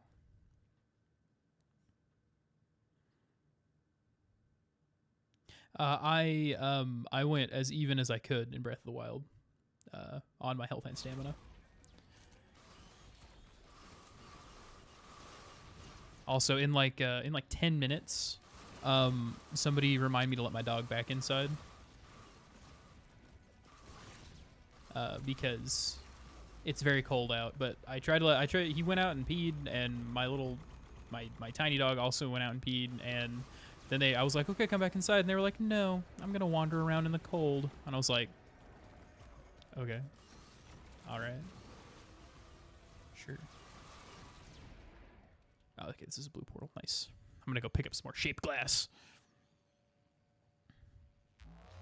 I personally never 100%ed Breath of the Wild. I completed every shrine, but that was about it. Also, I'm trying this new 0-calorie Coca-Cola. It says it's futuristic flavored, co-created with artificial intelligence.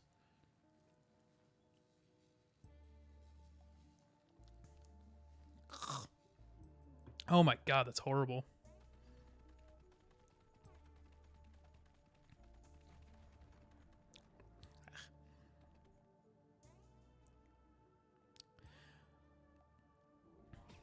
Dude, don't worry. The longer you play, the more you'll figure out how to get your thing, the thingamajig. You know the thing. You know the one. Your golden hearts. All right. What do I have for greens? Nah. Emotional damage pineapple cocktail mix. We'll call it emotional cocktail. How is Gamer Sups? I've heard that it's pretty all right.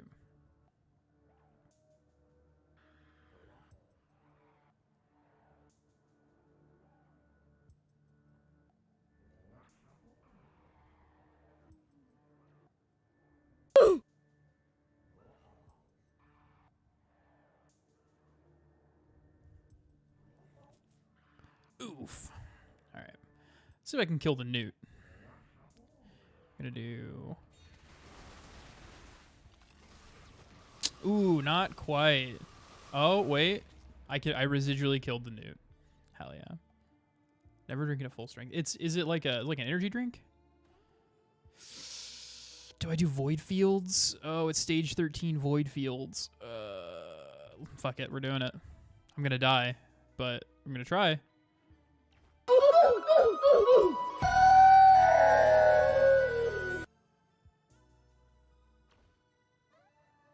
I see you're wisely using your schmeeglies. Proud of you.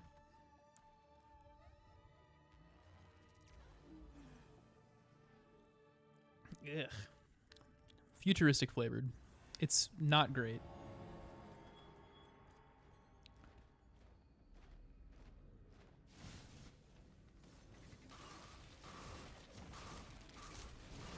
Powdery mixed with water, like Kool-Aid with caffeine. So it's kind of like a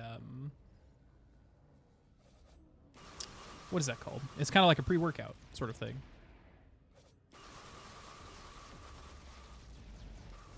I didn't used to drink soda very much, but as I've gotten older, I crave the caffeine real bad.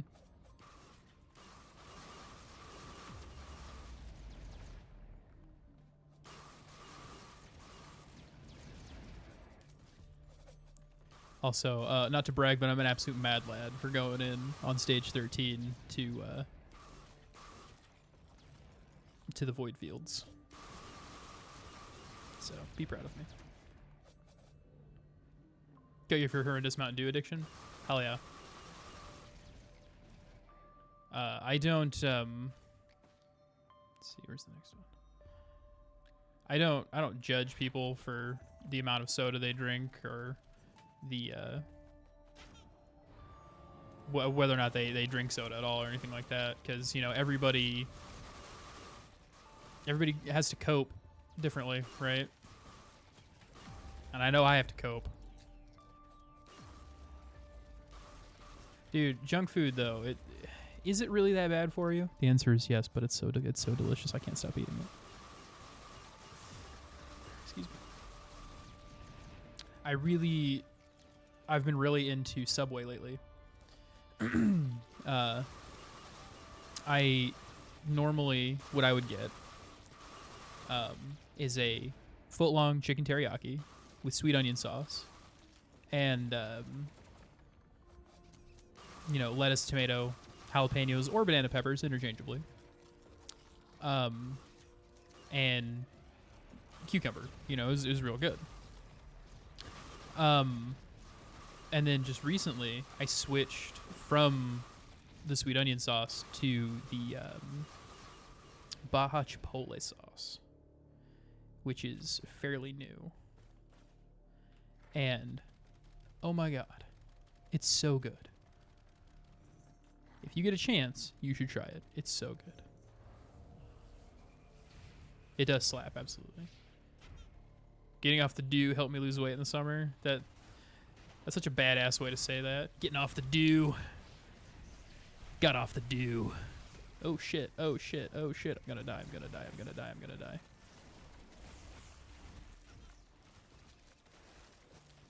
Yeah, dude, same. The second it hit under 30 degrees, my stomach was just like, it's time to consume. You can't let the dew hold you down, Dan.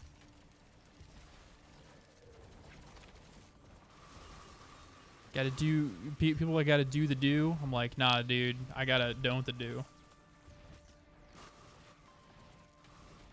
I gotta spooky do. Spooky dookie. That's every time you poop in October. It's a spooky dookie.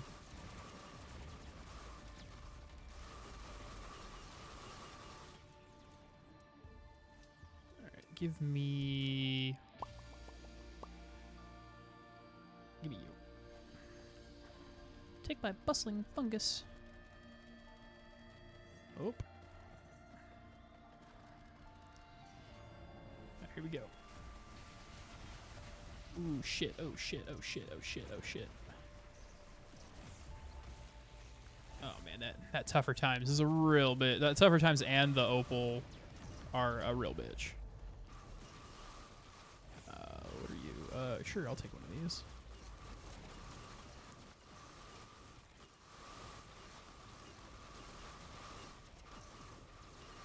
If I can get those first couple hits off, then it's not bad. Ooh, I do need to let my dog back inside. Yeah, thank you, kitty. I'll give it a little pause, and then right after this cell vent, I'll go let him in. I'm sure they're standing at the back door going, bro. I was like, hey, you should have come in when I called you the first time.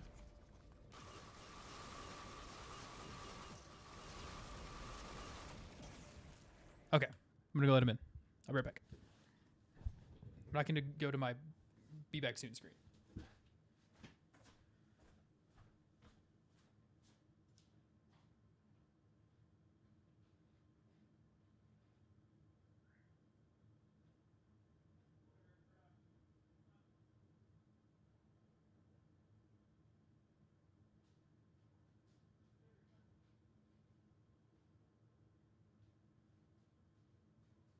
What the dog doing?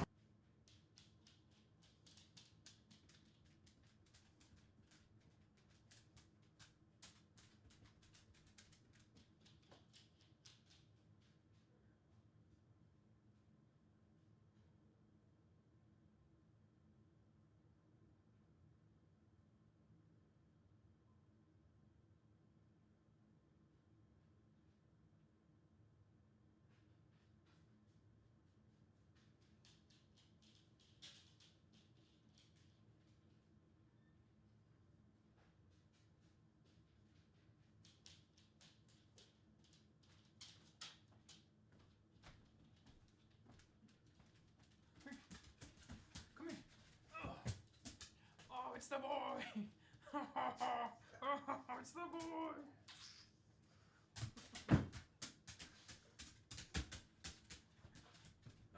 You're a good boy. You're a good boy. You're a good boy. Okay, okay, okay.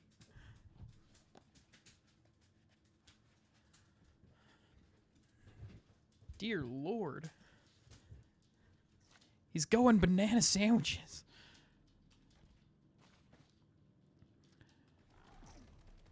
That's Murdoch. He's my Dalmatian. He's a very good baby boy. Shit. Oh.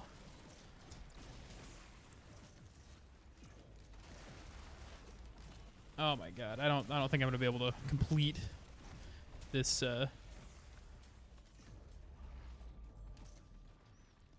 this thing here. I'm gonna have to give up after this one. My Dalmatian's name is Murdoch, and my Jack Russell's name is Sugar.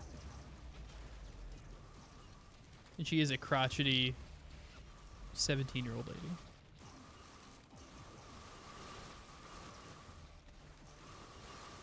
Actually, I got snow in my shoe because I went out. I had to go out and get her because she was like, I don't want to come in, and it was like, great. So, I got snow in my shoe.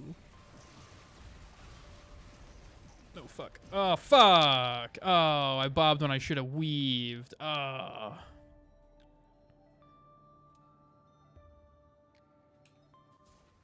Damn. I got. You used to have a dog?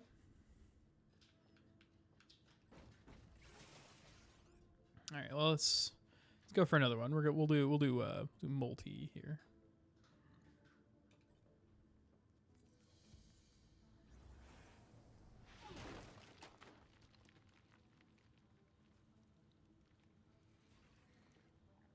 I bet he was an incredibly good boy.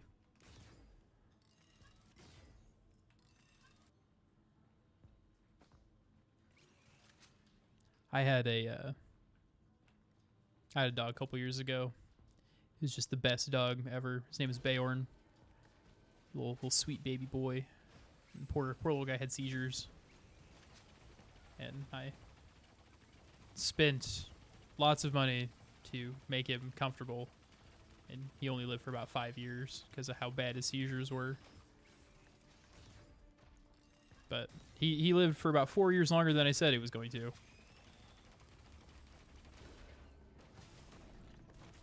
And I miss him all the time.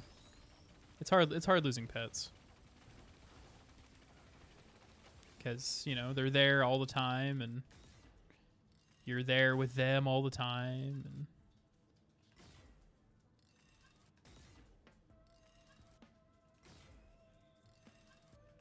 I'm sorry to hear it. But, you know, you had him for 13 years. I'm sure he had a good life and you really loved him and he really loved you. And he's a good boy.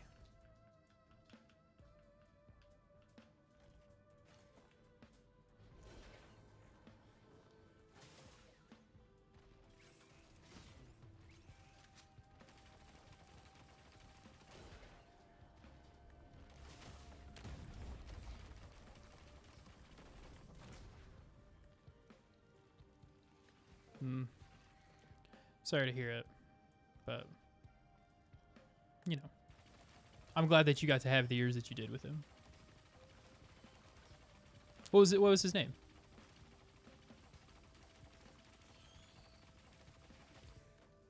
A Shih Tzu Bison mix? Hell yeah. That sounds adorable.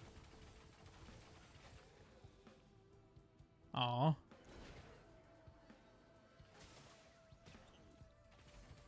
This run goes out to Teddy. I'm dedicating this stream to your sweet boy Teddy. I can't do anything, but this one's for Teddy.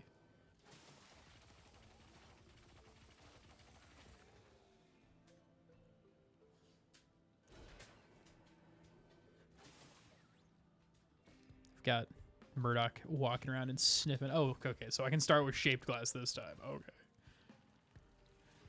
Murdoch's walking around sniffing.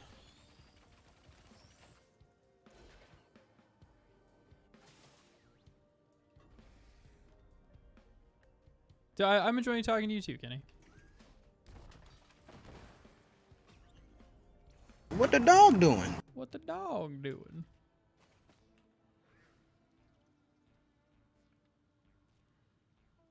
Currently, another one of them are in here. I would pick them up and show them to the camera.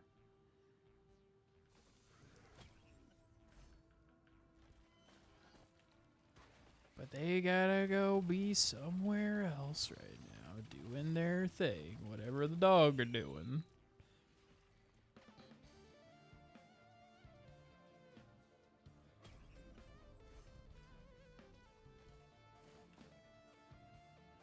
Yeah, man. I'll always give you Zelda tips. We can always talk about Zelda anytime. You gotta try Ocarina sometime. If you haven't.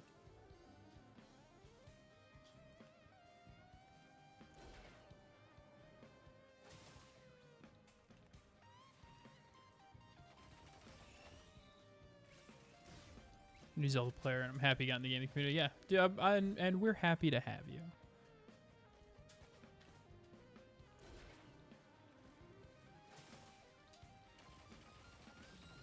And it's on Switch, and the port's pretty good.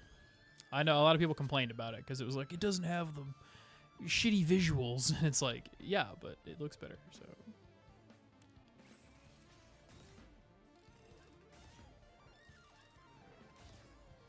A Link to the Past is on it, yeah. It's on the Super Nintendo emulator.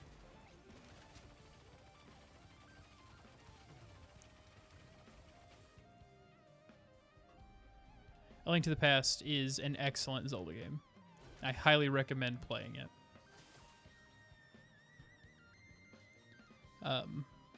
Ocarina was the first Zelda game that I played in the Christmas of 99, 98, 99, something like that. And because I got a N64 for Christmas that year. Oh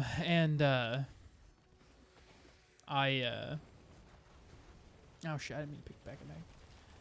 Thought I was still playing Acrid for a second.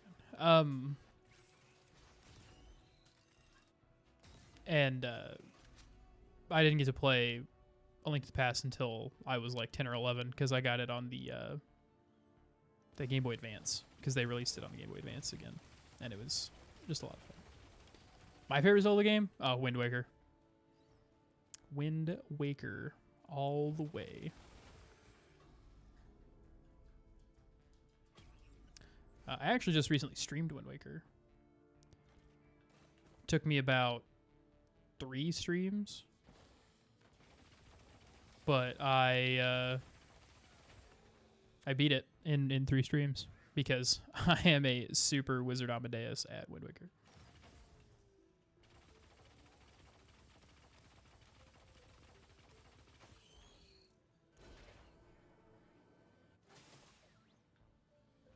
Versus the OG Zelda on the NES, the NES.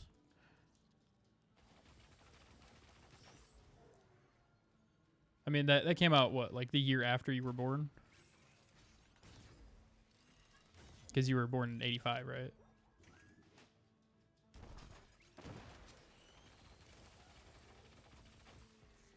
Yeah, we talked about Skyward Sword a little bit earlier. I really liked the Switch port. I thought it was really good.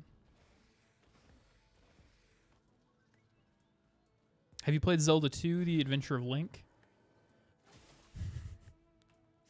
Because that's a Zelda game that I am not a fan of.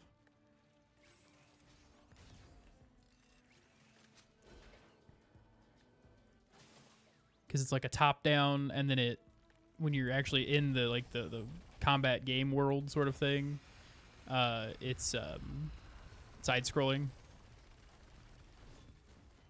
I didn't like it. I didn't care for it.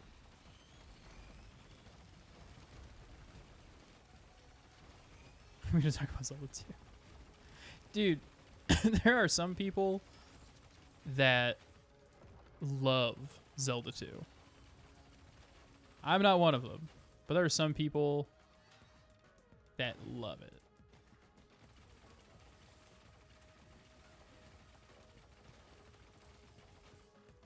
Literally kind of Zelda man. Never completed a Zelda game. You will. You will. You'll enjoy it.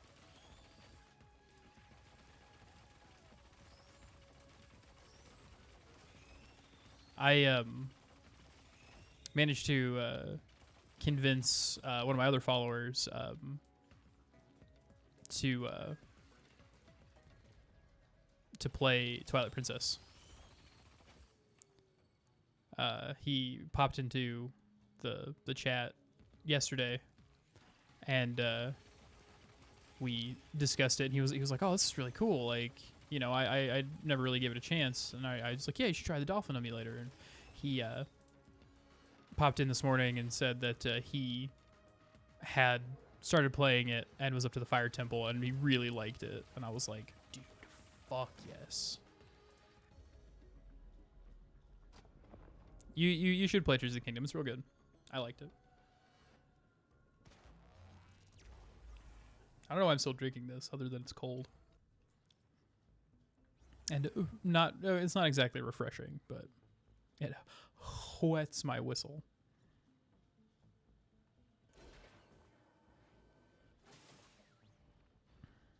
It's like I pick it up, take a drink out of it, expecting it to taste different every time, but it just doesn't.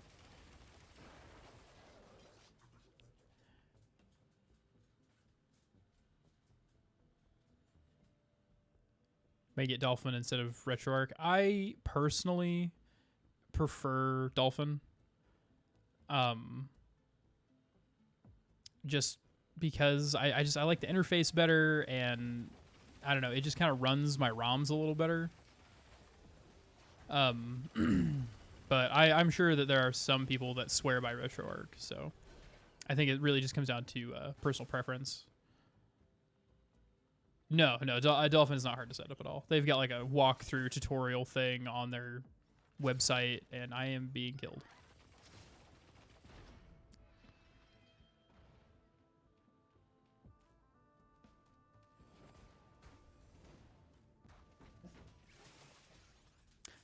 Okay. Let's play the Huntress. No, it's super easy to get it set up.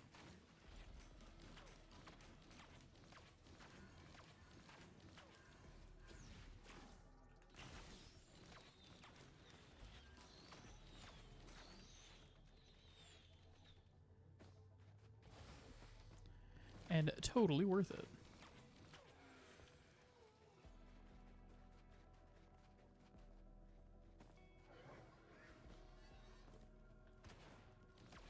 You know what? Actually, I think I'm gonna end this stream and start up a new one, playing Twilight Princess, because I'm really feeling Twilight Princess now. So, I'll be right back while I get that set up. So it'll just be 1 second.